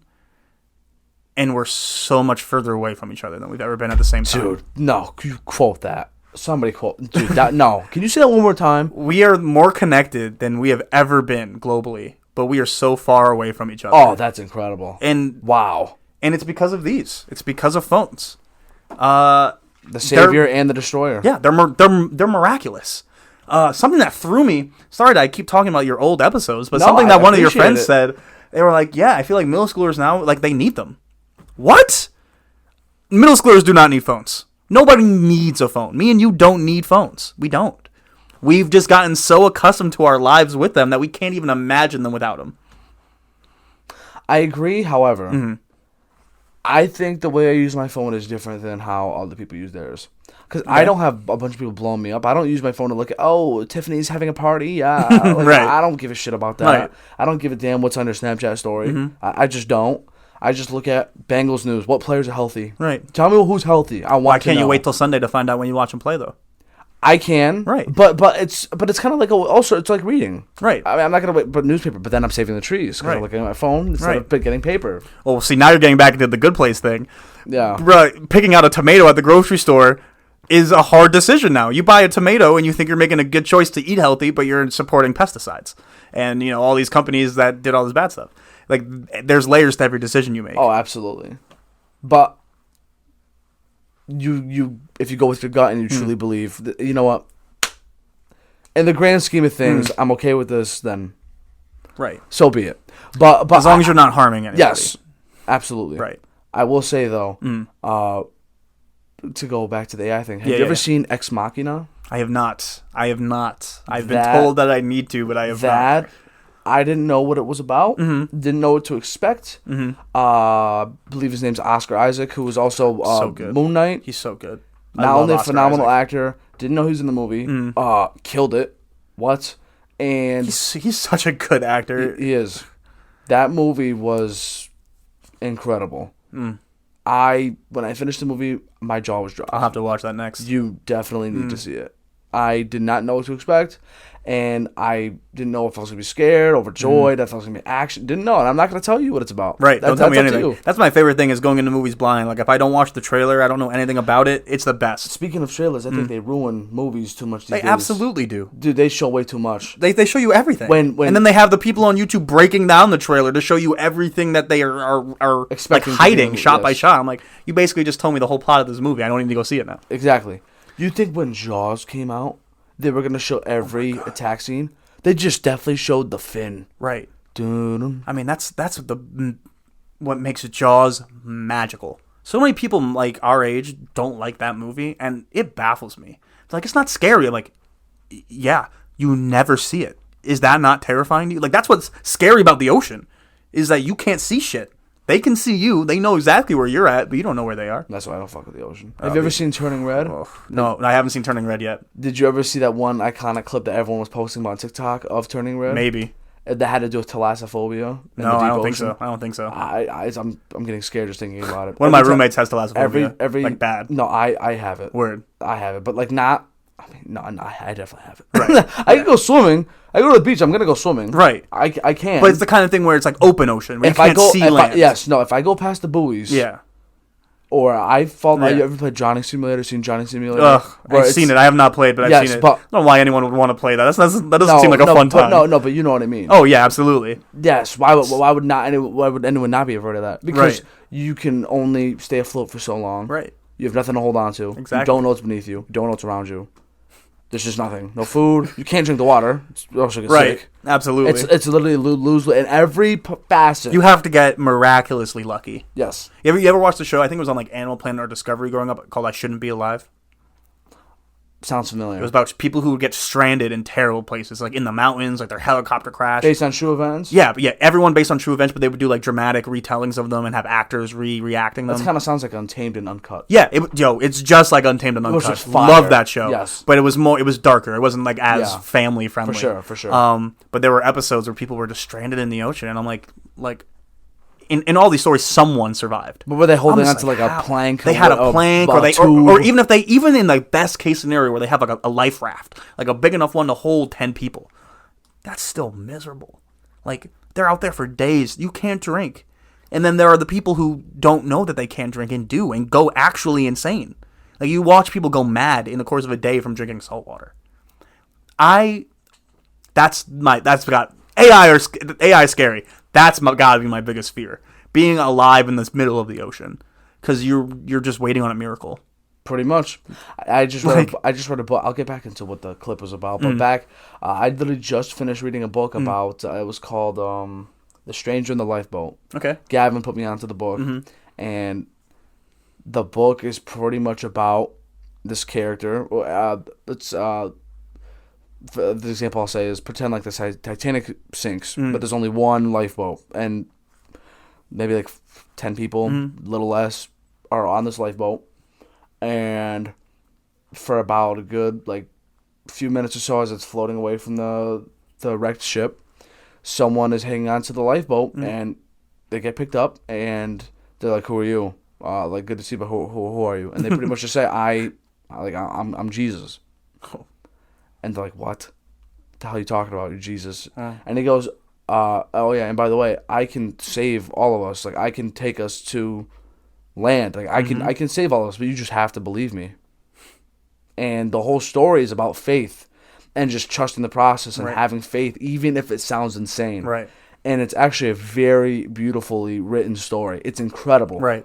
And you learn things about the people. It's kind of like, I don't know if you've ever seen Lost, but it's you learn. I have, yeah. You learn things about people that you never thought. Right. Like, when people are stripped down to just their bare instincts. Oh, you think, you're a piece of shit, but in reality, it's like, oh my god, you were a really good dude. Right. And you just had the all shitty this other end of the stuff stick. going on in your life. So, Lost is wild. Yeah, Lost was a great show, but that's kind of what that book was about, and that's why I like, speaking of the miracle, but back to thalassophobia. Yeah. So in this show, like, you know what it's about, right? Like, have you seen clips like the cartoonish red sea monster Turning Red on Netflix? It came out a couple months. Turning Red. I thought that was. No. That's the.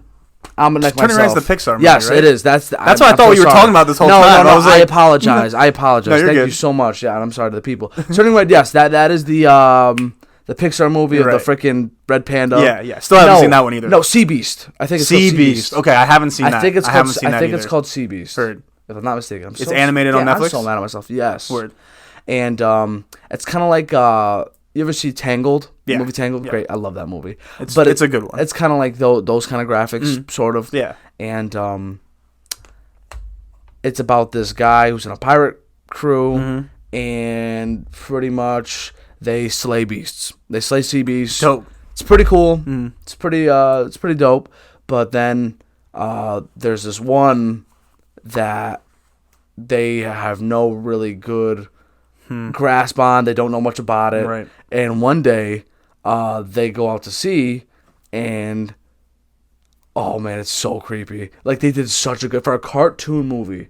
They did such a good job of portraying I thalassophobia. love animation. Yes. Animation is right now like it's in incredible. its prime. So pretty much there was a stowaway on the ship, this little girl who's also aspiring to be a pirate, and she's in the ship. They're all confused, and there's a storm, and the ship is also getting toyed around with, and the main character and also the other main character, the little girl who was the stowaway, they fall out of the boat. Oh God. And they're under the ocean, and oh my God, it creeps me out every time. I can't get it out of my head. They look down. Oh God. And it shows the giant the beast just staring at them, dead in the eyes, and for a good 5 seconds, and it just slowly fades away. How fucking creepy is that? Just eat me now. Like that's 5 seconds too many. I'm terrible. I am in the confines of my own domain, and you still feel like you're under the waves right now. Yes, like that. That is as good as you can possibly show thalassophobia or just a fear of the ocean, because you don't know what's underneath you. You don't, and it literally, bro, and it could be anything. It could have done whatever it wanted.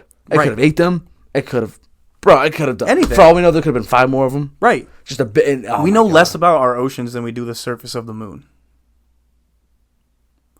We know less about our oceans than we do the surface of the moon. The oceans are on our planet. The moon, it orbits us at a distance, and we know more about that than the oceans? Fucking how? Do you think that if we were to discover more of the ocean, if that would actually play a very, very, very crucial and beneficial part into I think it would. Saving civilization or helping it out? I think it would. I do believe that, like, you know, the secrets to how this planet, like the fact that I think we talked about it briefly, the fact that there's life here is magic. Yes. Like it's such a coincidence, and I feel like it would be ignorant to say that there aren't answers to things that we don't even probably question yet that are answered in the oceans. Yes. But how do you find that? How do you find answers to questions you can't comprehend? And also, how do you search 70% of the planet? Like, the oceans are huge. They are huge. And they are deep. And there's just so much to look at. Like, if you were told that, you know, they can't guarantee your safety, obviously, but they were giving you an opportunity, no expenses, to go down in one of those submarines to the seafloor, would you do it? No. What about if it was go to space? No. You wouldn't I'm afraid of heights and I'm afraid of the ocean. The worst, too. Right. Because if I was one of the candidates, oh yeah, by the way, like Earth is gonna just get destroyed. You're gonna have to go somewhere. Well, I went to Florida not too long ago, and it was the second time ever going on a plane. I think I handled that flight a lot well than I did for my first time. That's wild to me. I've been flying like every year of my life since I was like 6 months old. Yeah, I never go on roller coasters. I don't. I'm very inexperienced. I was terrified of roller coasters until I went to Central, and then my friends up there got me into them. I'm very inside the box, so to speak. I have a reverse fear of heights. I don't have a fear when I'm on top of things. I have a fear when I'm on the bottom looking up at them. Really? Yeah. For me, it's shit either way. Yeah, it's weird because, like, you know, we were talking about therapy earlier. I'm still in therapy. I love going to therapy. It's so helpful for me. My therapist's office is in Midtown. It's in Manhattan, where there's a shit ton of tall buildings. So it's funny that like I have to like basically run an obstacle course to get to therapy, and then we talk about it. I'm like, I didn't look up today. I couldn't bear to look up at all these skyscrapers because every time I look up, I just feel small, and I feel like they're gonna fall on me in any moment. Because like my brain can't help but be like, those were man-made. People make mistakes. I think about no that too. buildings were made to last forever. What if today's the day it falls, and I'm here? It is a scary thought. Terrifying. I have that same thing with bridges too. I think that's a good thing too. To have that little nerve, because then you're like, oh, I fucking knew it, Right? But like, look, in a situation like that split second of me, I knew it. That's not gonna save me. True. Where am I gonna run? And that building is gonna get me. I mean, I might be able to avoid getting like killed. I mean, if it's collapsing towards your side, maybe you can run Right. fast enough. But So I mean, the I'm sure debris, the dust. that You know the scenes they show of 9/11 after the towers fall. Like, Yeah. There's all that material now that's just detritus in the air. Like, I'm gonna be breathing some stuff in for sure. But Obviously, it's Right. gonna be a fight or flight exactly. But situation. But if you ran fast enough, Right. it's gonna take a decent amount of time for that building to fall. Right. You can probably outrun the width. exactly. Depending, and then. But I'm still dealing with the aftermath of it, no matter what. But you'd rather deal with that than actually being crushed. exactly. Anytime. Yes. It's funny. Not to No, you're good. Do your thing. I'm such a, I don't have much of a filter with things in my life. I'll tell people anything. And I'm a little too deep to not say what I'm about to say now. But this is a little bit heavy. What got me going back to therapy was recently I was walking to work, and I have literally a 1-block walk to work. It's a 2-minute walk at most, which is beautiful. I work at a bar. What the hell happened in this 2-minute walk? Yeah, a dude jumped off like a 5-story building and killed himself. You saw it? And I found the body. I was on my way to work, and I had my AirPods in, so I didn't hear anything. But I turn the corner, and I just see the body, and I see blood like start to trickle out. And I mean, like more blood than I've seen in real life. And a dude who lives in the apartment comes running out. Like, did you hear that? I'm like, no, but I see it. And he goes, dude, I thought that was a firework. It was like right before 4th of July, so they thought it was fireworks, and it was just a dude. Yeah, that was like such a shock to my system.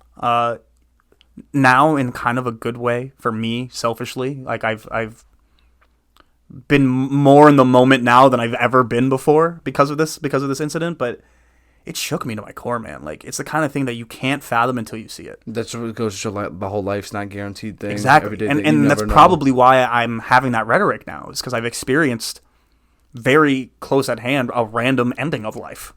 And the thing that gets me the most about the situation was this guy's partner came out while all the paramedics were outside and just like howled. It was like a primal, like it wasn't a scream, it wasn't a cry, it was all of it, all in one.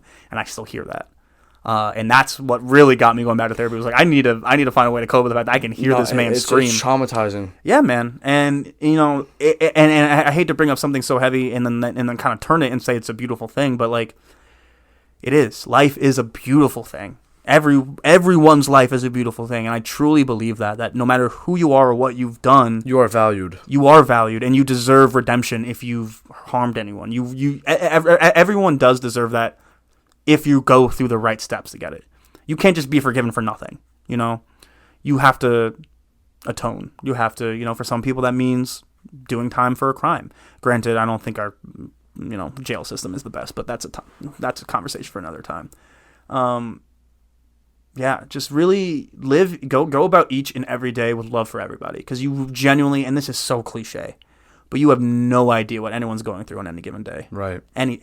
You could be that man, you could be that man's partner, you can be me, some random dude who saw him. That event affected all of us in very different ways and made us all act very differently moving forward from that. And, thankfully, I'm surrounded by people who, when I got to work and was like a shell of myself, they were like, just go home, dude. Like, we understand. And there are people who don't have that level of empathy. They'll see you struggling, but they'll be like, but you work here, so you got to do your job. And, to some extent, as a guilty employee, I feel that. I feel like bosses sometimes and jobs will make you feel like you're a bad person for calling out and stuff like that. If you're actually sick or have a traumatic event coming as a product. Exactly. Not my current job. I love my current job. Yeah. Little family-owned bar. It's great. I couldn't imagine how graphic that must have been. Dude, it was like a scene from a movie, and it made me realize how accurate Hollywood is. Showing lots of blood. That shit's thick and goopy. It's weird, man. It's weird. Sorry if that's a lot, but No. it's just on my mind. That's hard. Obviously. I couldn't imagine trying to get that out of my system. Right. I had a shock earlier this year, back in January. Due to my job, out of nowhere, we're just training, just getting ready for the semester. This happened at the rec. And we're just learning how to check out equipment to people. Nothing crazy. Right. And a dude just has a seizure on the spot. Oh, man.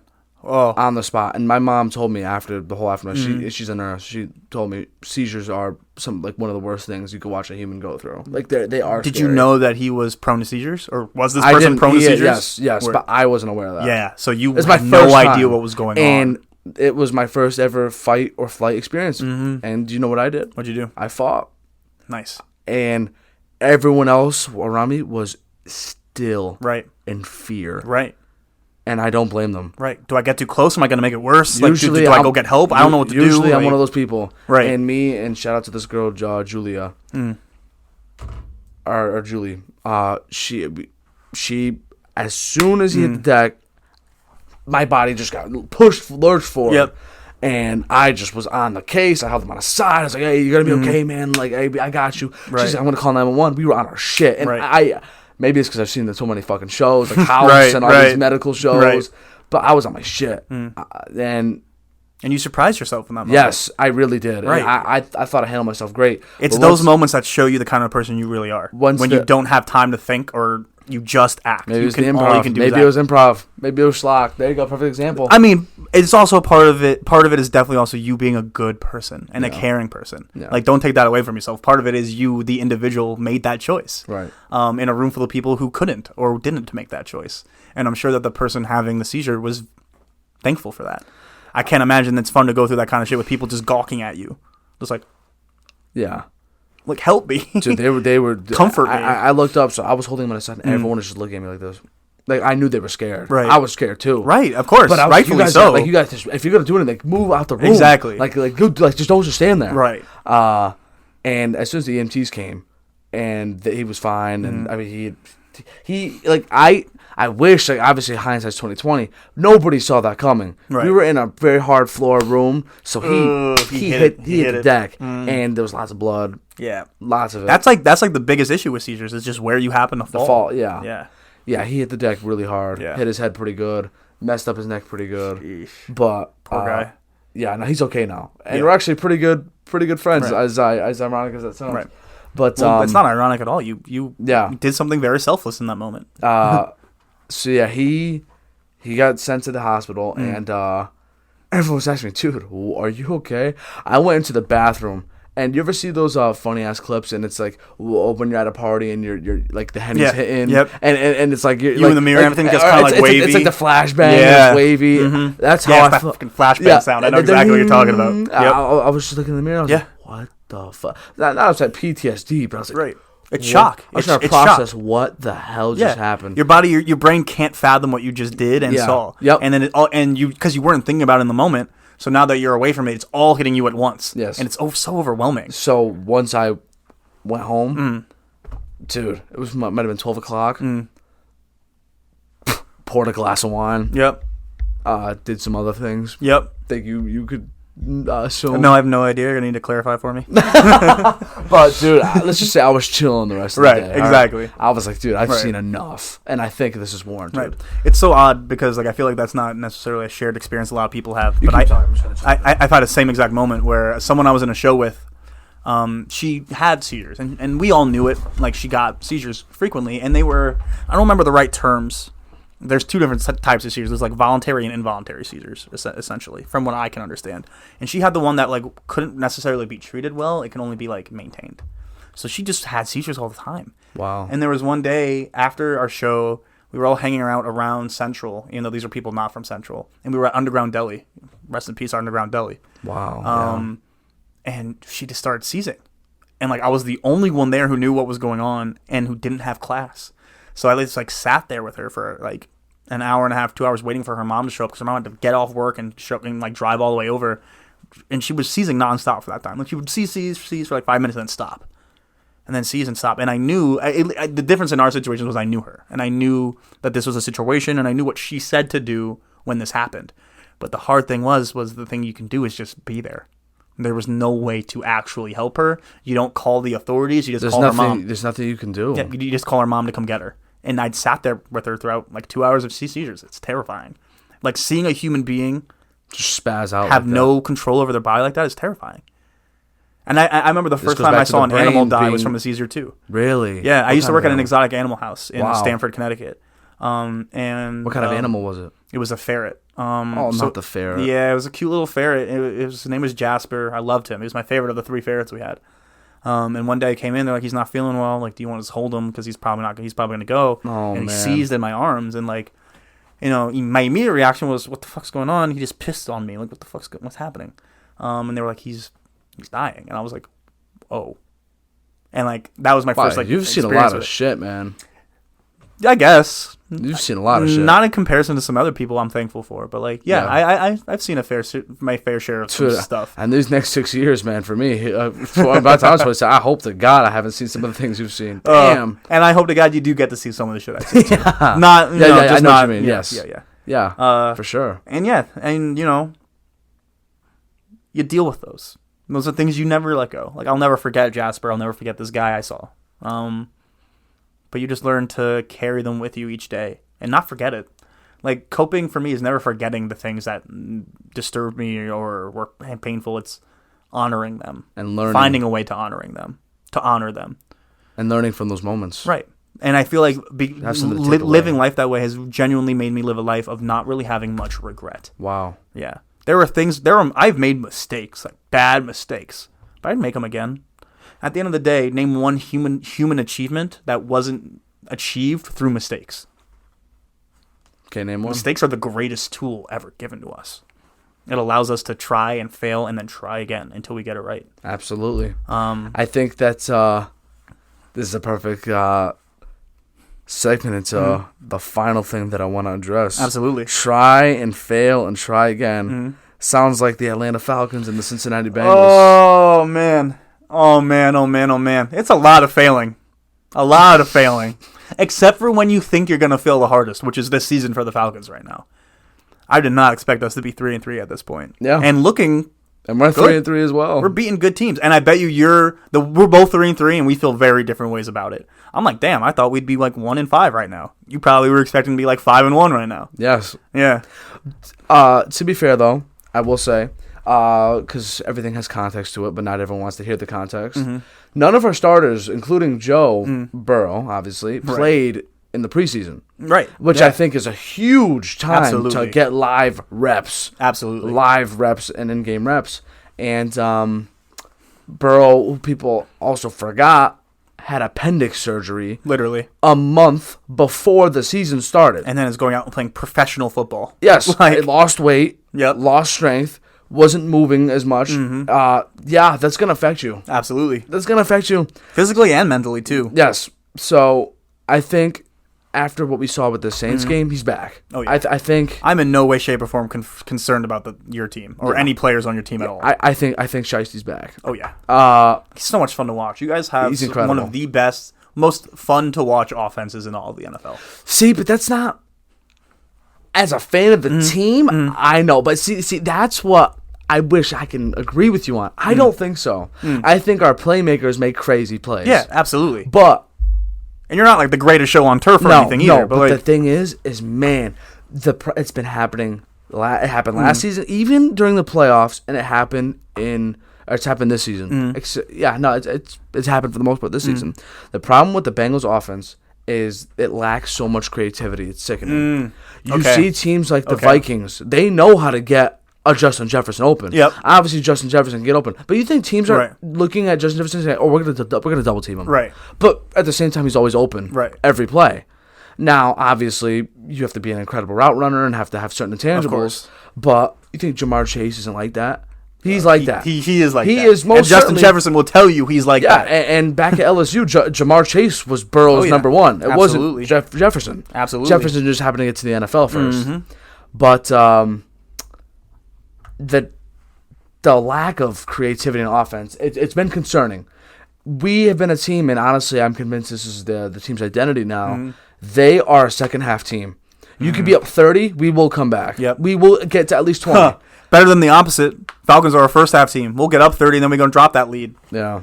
Heartbreaking. So weird the way. That's how it's going to go this weekend. Watch. We're going to have a huge lead on you guys halfway through the third quarter. I think the Falcons are going to run all over us because we're missing who I think is our best player, DJ Reader. He's one of the best nose tackles in football. He single-handedly helped us beat the Titans, in my opinion, in the playoffs. He stopped Derrick Henry. Yep. Derrick Henry did not. Our do running shit. game isn't going to be crazy though because we still don't have Patterson back. See, but Eno Benjamin, right? You have him as a running back. No, or is he a tight end? Eno's on the Cardinals. Benjamin's on the Cardinals. Oh, is he? We have Tyler Algier. Yes. We have Damian Williams. Okay. And we have another rookie whose name is not hitting me right now. Either way, you guys have been running the ball as well as anybody in football. We're trying to. I mean, we got Mariota running it too. We got absolutely gashed by the Saints. Dude, they ran for like 200-something yards on us. We shouldn't have won that game. Because it was Kamara and Taysom Hill both went off on you. They went stupid. Yeah. But we're missing our best interior piece, and we've also one of our better linebackers, Logan Wilson. He went down in that game. Yep. But still, when you're missing your center, Falcons just traded away one of my lifelong favorite players, man. Deion Jones to the Browns. Yeah. Speaking of missing our linebackers, favorite linebackers, man. Loved him. He was so good. Having a special linebacker is fun. It is. It really is. Because it just seems like they're all over the field. Exactly. Having a Ray Lewis, a Bobby Wagner, Deion, back when Atlanta was really good. Deion Jones was just fun to watch because he's a coverage linebackers, man. They're special because Yes. they can do everything you need a linebacker to do, and then can drop back and play safety if you really need it. Yeah, the Steelers with Ryan Shazier. Ryan Shazier, oh my God, what a story. The Niners have Fred Warner. Thank you. Crazy. Patrick Willis before him. Patrick Willis, yes. The VAR Bowman. Yep. I know that nobody liked him. When he had Vontaze Burfict, he was a dog. Oh, I know people hated him. He was dirty, but he was really good. At least he was good. It's not like he was a bum. And he destroyed Antonio Brown as we know it. He turned him into a new man. Yeah. I'm convinced after that hit he took from him, he's been different. You really think so? I don't think it's hard to say that one incident caused everything. Antonio Brown was always this guy. Always this guy. But definitely. He's definitely taken too many hits to the head, and that one was probably the worst. Yeah. So, I don't think that you can't blame that one hit I like everything. the way you put it that way. Because that's how everyone tries People to make try it to seem. frame it that way. Like, Vontaze Burfict ruined him. Yeah. Like, no, Antonio Brown was always this controversial dude. He always was. Yeah. It just, was overshadowed by his massive talent. That talent started to get kind of wash away a little bit. He's still great, but he wasn't what he used to be. You started to see the man underneath. Yeah, but back to our offense and just team as a whole. We haven't allowed a second half touchdown at all this year. Really? Not once. Dang. If we don't allow a second half touchdown this Sunday, it's an NFL record. That's if I'm wild. not mistaken. Or it ties like a team back in like the 60s. That's actually crazy. Yeah. Our defense has been a bend but don't break. Right. You get 500 yards, but as the scoreboard says, you only have 17 points. You have 17 points. Exactly. That's why we don't have the best fantasy defense because we don't get all the sacks in the world. We don't have a Von Miller. We don't have an Aaron Donald. Right. We don't have a Jalen Ramsey. We don't have. But you get stops. But we get the stops. We don't have a Cam Chancellor. We don't have a Ray Lewis. But the team just plays as a whole. It's like a hive mind. It's incredible. And that's all that matters. I mean, look at the Giants right now. Everyone's always like, how are the Giants 5-1? I'm like, because they're playing like a team. They got great coaching, and they're playing like a unit. Absolutely. And it's crazy to watch them if that right team now. with that chemistry gets receivers, scary. But if Daniel Jones You think Odell's going back? I would love for it to happen. A lot of people think he's going to. I want it to happen. I hope he doesn't go to the Chiefs. What? Ring chaser. No. Excuse me. He should go back to New York, man. It would be should. really cool if he went back to New York and had success there. Bro, it was. I don't want to say it was They soft. have good receivers too. I don't want to say it was soft when we went to the Rams, but they certainly looked like a contender. It was soft when he went to the Rams. Okay. Yeah, I think it was. Fuck. I always think I will always call players soft for joining teams for easy rings When they're about to go on a playoff run too. Some Kevin Durant syndrome. I hate it. Right. I'm just not a fan of it. I'm not going to be the type of guy that say Kevin Durant's rings don't count. Oh no, he cooked. Right. Yeah, People be like, oh yeah, whatever. That Golden State Warriors team was OP. They were broken. They were too good. But they deserved it. But the crazy thing is, when he went to that team, one could say he was the best player on the team. Right. At that time. Yes. I would say right now, Curry, all time, I think, is better than Kevin Durant. Oh, absolutely. Not everyone agrees with that. That's the kind No, I think so. I think Curry's top 10. I mean, if you want to, I don't hate that. But if you want to talk about talent-wise, Kevin Durant's one of the most talented people to ever touch a basketball. Absolutely. As especially when it comes to just scoring the ball. Yes. Any way possible. Yes. He's one of the absolute best to ever do it. Crazy.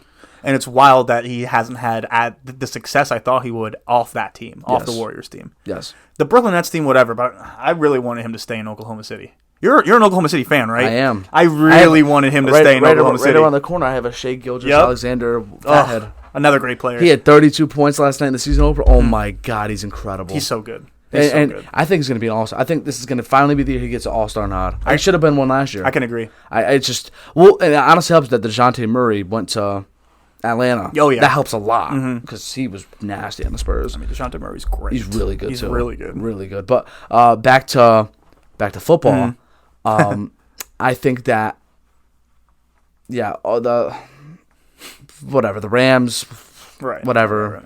Super Bowl happened.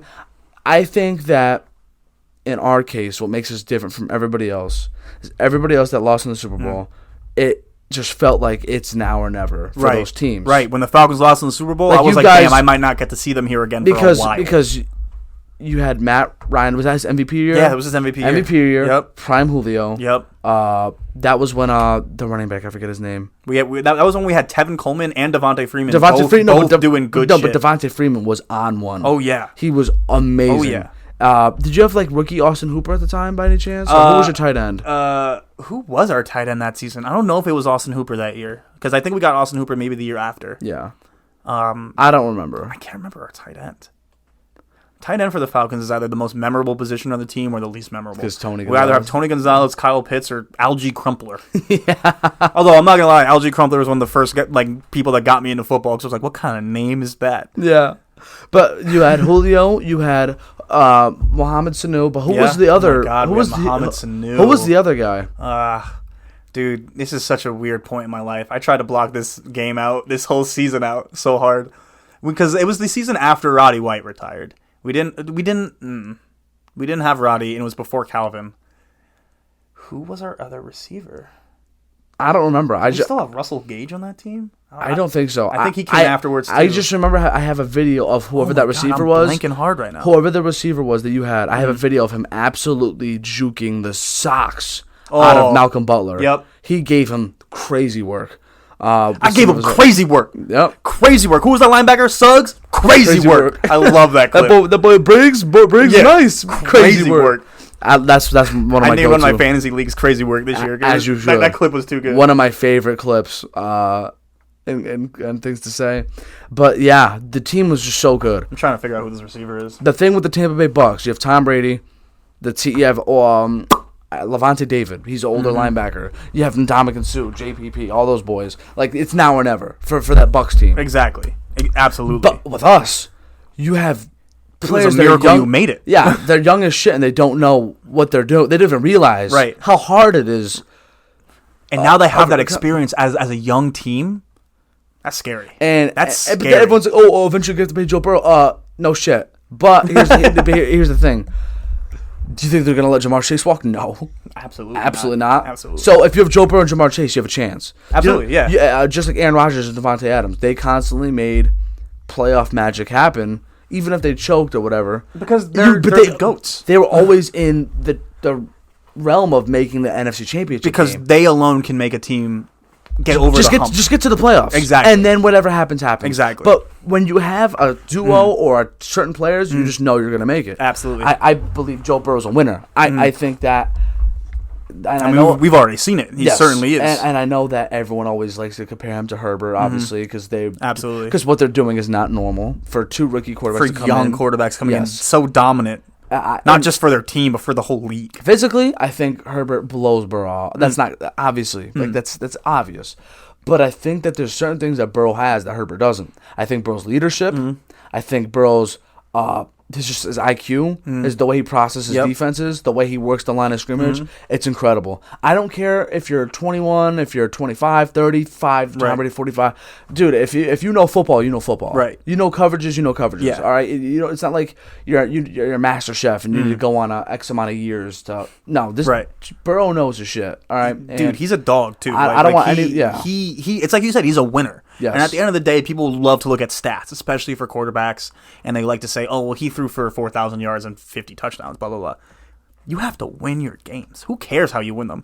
A lot of people. I mean, it's like the rhetoric with the Broncos right now. The Broncos have been looking like trash, but they're winning games. Broncos country. let's ride. That defense is riding. I'll tell you what. Oh my God, that defense is riding hard, but that really offense scary. is slacking. It's a shame. And Russell Wilson's one of my favorite players ever, so it's Right. sad. It's sad to see Right. the media give him shit. He's such a good guy. He's such a corny guy, but he's a good guy. He doesn't deserve that. Well, because people want their celebrities, and they want, especially I find more often, their men to not be cornballs. And, he's a kind of corny dude. You see his Subway commercials and everything he's doing right now? Yeah. It's spicy. Yeah. What's something dangerous you've done?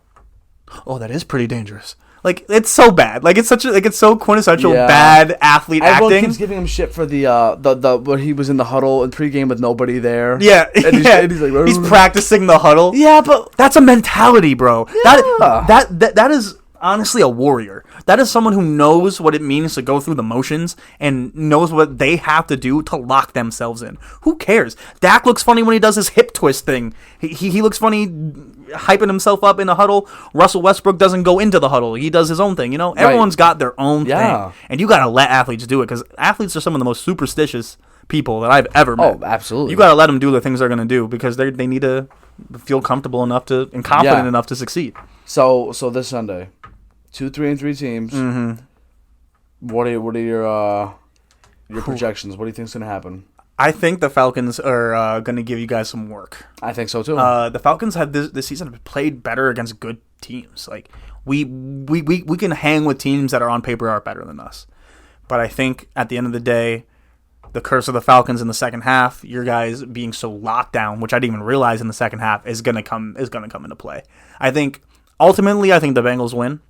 But I think if the Falcons manages to keep scoring into the second half, and we had a hot first half too, it might be tough. But you guys have to slow us down offensively. That defense that you were saying isn't the strongest needs to slow our guys down. Yeah, I think you guys are gonna run all over us. I just think. It's like you said, the creativity. 1 or 2 stops. Yeah, but for sure. I think this is going to be like a 27-21, 27-24 kind of game. What I'm most excited about is seeing how we deploy AJ. AJ Terrell? Yeah. If we have him shadow chase, or if we have him kind of walk around. I think he's going to shadow chase. I think he's, because what people forget is they went against each other in the college championship. Exactly, man. And Chase, crazy Dogged work. him. Dogged him. Crazy work. And I think Terrell wants to. He's made a name for himself in the NFL now. He wants to show it. But you could also say I played with T. Higgins on that team. Exactly. I know his tendencies. Exactly. There's also the part of me, the fantasy owner in me. I want AJ Terrell to lock up Chase, because I got T. Higgins in almost all my leagues. I think this is a T. Higgins game. Oh man, I think this is a T. Higgins season. That's what I think. Wait, the thing is these past 3 games he's been battling an ankle injury, which kind of sucks. Right. I personally believe he's the 10th best receiver in football. Right. I think he's better than CeeDee Lamb. He was my target in every fantasy league this year, because I'm like, everyone's sleeping on him. Everyone's taking Chase, and they don't have room to sustain 2 top-end receivers. I'm like, yeah, they do. In the playoffs, he was our best offensive player. Absolutely. He was unreal. He's a killer. He's a beast. He's so good. I mean, you guys have easily the best wide receiver duo and trio in the NFL. Well, duo. I think I want to say duo, but man, who's better, Cooper Kupp and Skoranek? Well, obviously not. No, but the Waddle and Hill, man. You want to talk about duo? I don't know. They're dangerous. Recency bias is a thing. Right, and it's definitely a thing. Yeah. I don't, and I still want to say Chase. And also, Higgins, we got to see how Tua comes back. Yeah. It was a clean sack. He should have been playing. He shouldn't have been playing. He should have been playing. It wasn't anything about the hit. He just shouldn't have been playing. Shouldn't have been playing. My thing with Waddle and Hill is they're both like freaks athletically. They're so fast that even if they're not the most talented receiver, they're going to get open X amount of times a day just by outrunning people. So, you're going to have games where they have crazy good stats. But I think as far as, skill set as receivers, I would take Higgins and Chase over Hill and Waddle any day. But not to say that it's not close. I feel like Hill and Waddle are easily top 3. Top 3, I'd say number 2. Yeah. There's just no one else I can think of off head. Like maybe Godwin and Mike Evans. Yeah, I was about to say that. At their peak. They actually have a deadly wide receiver room when they're all healthy. Oh yeah, because when they get Julio, they have 2 former Falcons over there. Can I tell you how mad that makes me? Having former Falcons on teams I hate because of rivalry. Seriously. They got Russell Gage and Julio over there. That's tough. Wild. Oh my God. So, I do agree. I do think they'll give us crazy work. What do you have for a final score? What do you think? If you're just throwing out there. If I'm just gonna throw one out there, I think it's gonna be high scoring. I'm gonna give it to the Bengals 31-24. I like that. Yeah. Not bad. Yeah. Dude, we've been going for a while. It's been great. Yeah, but last check is past 6. Yeah. Yeah. We're doing good. You've been very generous with your time, and I can't thank you enough. Thank you so much for having me here. Do you remember what I told you? I absolutely do. Right before we started recording? Mm-hmm. All right, 3 things. Yep. Let's start with movie and or show recommendation, or both. Okay, I'm gonna try and hit you with both. And I'm gonna try and say things that you might not have seen. Maybe you have. Movie. A lot of people love Christopher Nolan. He's got a lot of good stuff out. I just recently saw Interstellar for the first time. Damn, love that movie. My favorite Christopher Nolan movie of all time to this day, though, is The Prestige. And not enough people have seen The Prestige. That cast is amazing. The twist is good. It's fulfilling. It's not like the craziest blow your mind twist, but it's the kind of thing that, like, damn, I need to watch that whole movie again. Yeah. And like kind of just really see what went down. Yeah. I there's something about that movie. It's just really, really good. And the cast is brilliant. It's got like Hugh Jackman, Michael Caine, Andy Serkis, freaking David Bowie's in it. That's fire. Christian Bale, fire. Scarlett Johansson. Very, very good cast. When did this movie come out? It came out at the same time as The Illusionist. It's about the magicians. Yeah. They both came out around the same time. It had to be like early 2010s. Okay. Maybe. Phenomenal movie. Show? Show, man, I'm such a geek. I love fantasy and I love sci-fi. So I'm not going to sit here and say watch Game of Thrones, House of Dragon, or Rings of Power, the new Lord of the Rings show. Because those, I mean, I feel like people know about those. Even if you're not a Star Wars fan, go and watch Mandalorian and watch Andor. I haven't seen it. Andor is really good. Good? How good are we talking? It's not better than Mandalorian. What is it, like a 7 out of 10? 8 out of 10. Easily. And we're halfway through the series. They're not the most recent episode, but the one before it, the one that came out like 2 weeks ago now, is probably my favorite episode of any Star Wars TV I've ever seen. Better than any episode of Mandalorian I've seen. Oh, so shit definitely goes down. Yeah, it's just beautiful. It's like the spectacle of it, as well as like the actual mission that they're on. It's really cool, and it doesn't feel like it's tied into any other main characters of Star Wars. So it's not like watered down. Like there are names you know, but like that you've barely seen. Like Mon Mothma is probably the biggest recognizable character in that series. And most people, like a casual, might not even know who Mon Mothma is. I hear that they're making a new Star Wars show, something about something Jedi, something. That comes out this week, bro. What is it called? Tales of the Jedi, man. Do you think we're finally going to see a Darth Plagueis? No. No? I don't think so. I want to see if they ever do a backstory on Darth Plagueis. You know what I'm talking about, right? About Sidious's master, the one who taught him everything. Yeah. Absolutely. And I feel they like... have to at some point. I feel like at some point they will. It's got to be hard for Disney to do stories about Sith, though. Because Disney's still about being family and everything, and they want it to be. But like, I want them to. But I feel like before that, they'll go further back first. So what if they'll go to like Darth Bane, Darth Revan, like the start of the Sith first, so, and maybe get us to the point where they get to Plagueis. What is Tales of the Jedi supposed to be about? Tales of the Jedi, it's going to be 2 separate stories. It's going to be animated the same way Clone Wars was and like Rebels, which I love Clone Wars. I just got one of my roommates through it for the first time. It's beautiful. Great show. Probably like the best animated show from my childhood.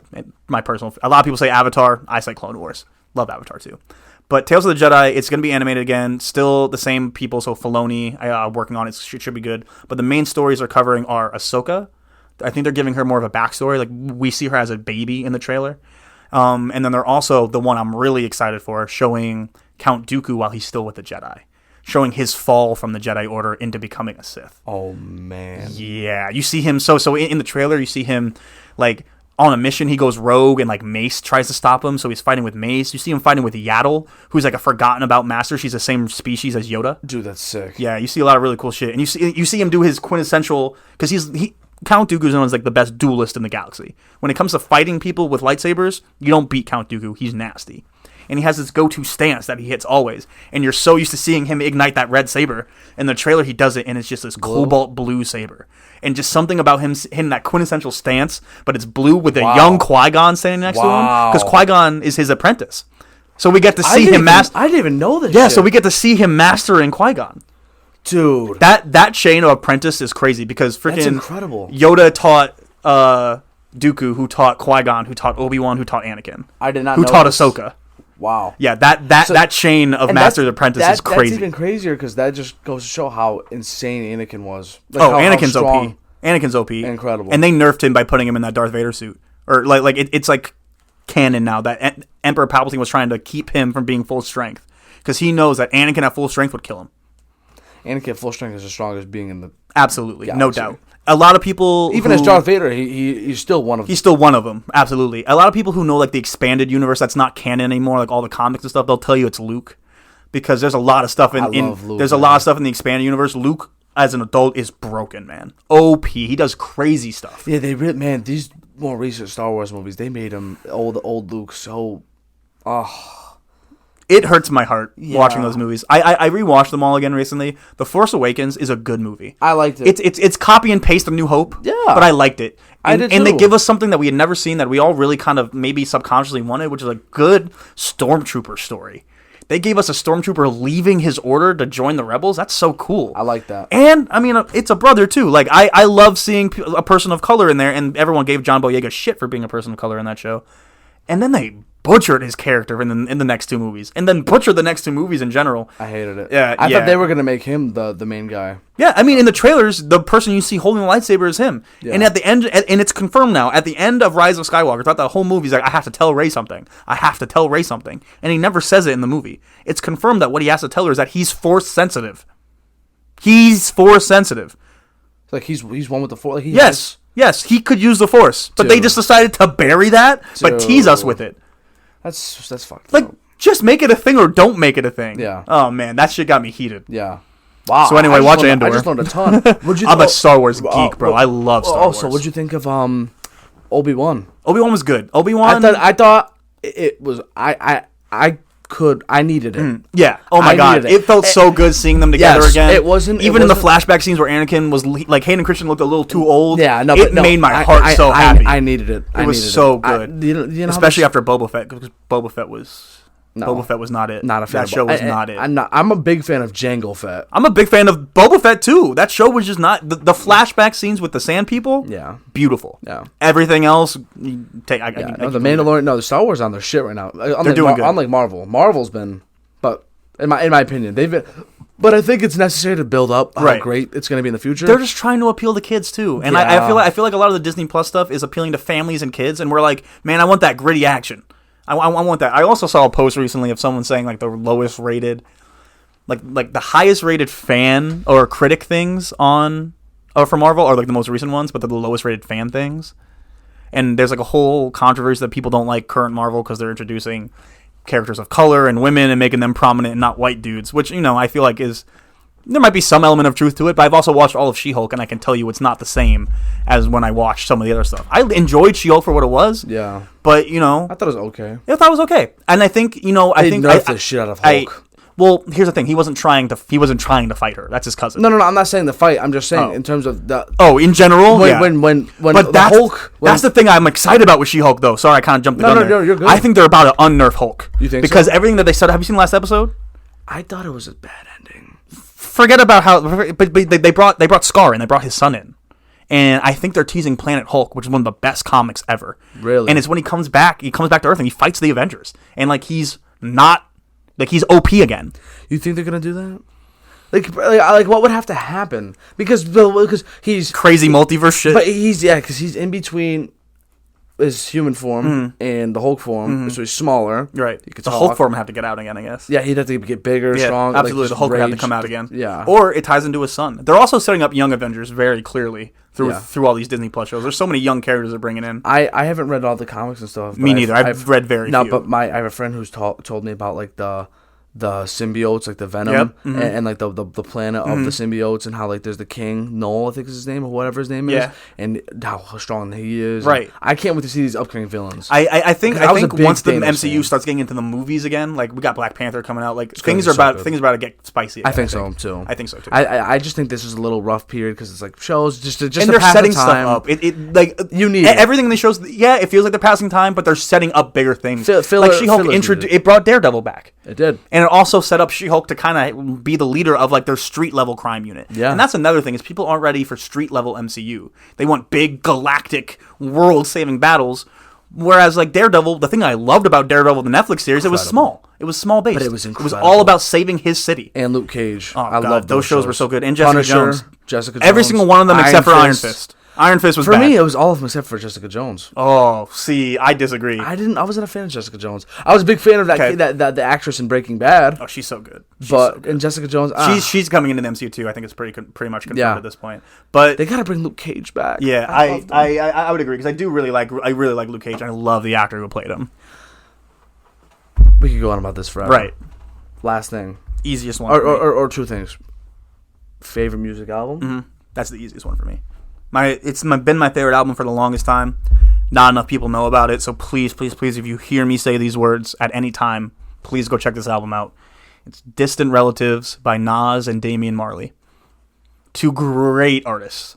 If you know hip hop, you know Nas. You know Nas.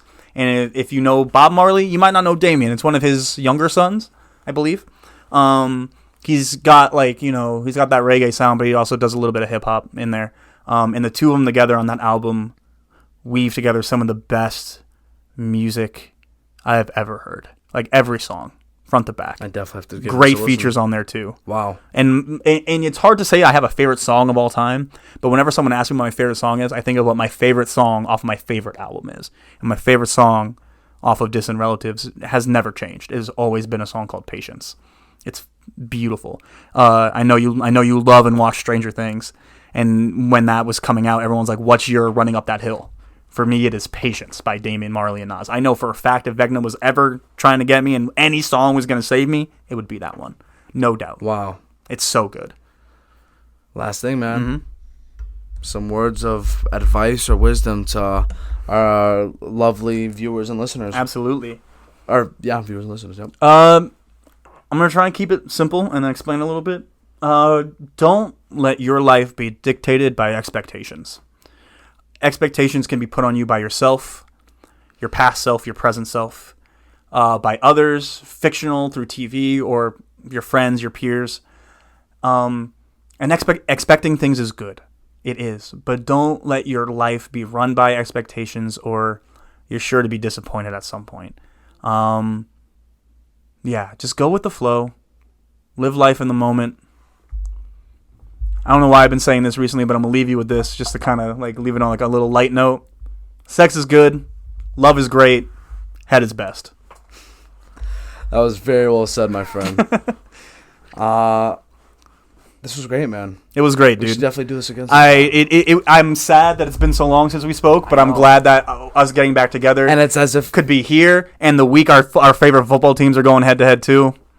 It couldn't have been perfect. It couldn't have been more perfect. We'll definitely talk Sunday. Absolutely. They're playing in Cincinnati too. I don't know if that factored into anything you had to say. We're gonna do this again sometime. Absolutely. I would love to be back. With that said, everyone has a story and it's still being written. Mm-hmm. Keep pushing and keep going. My heart is with you all. And with that said, ciao for now.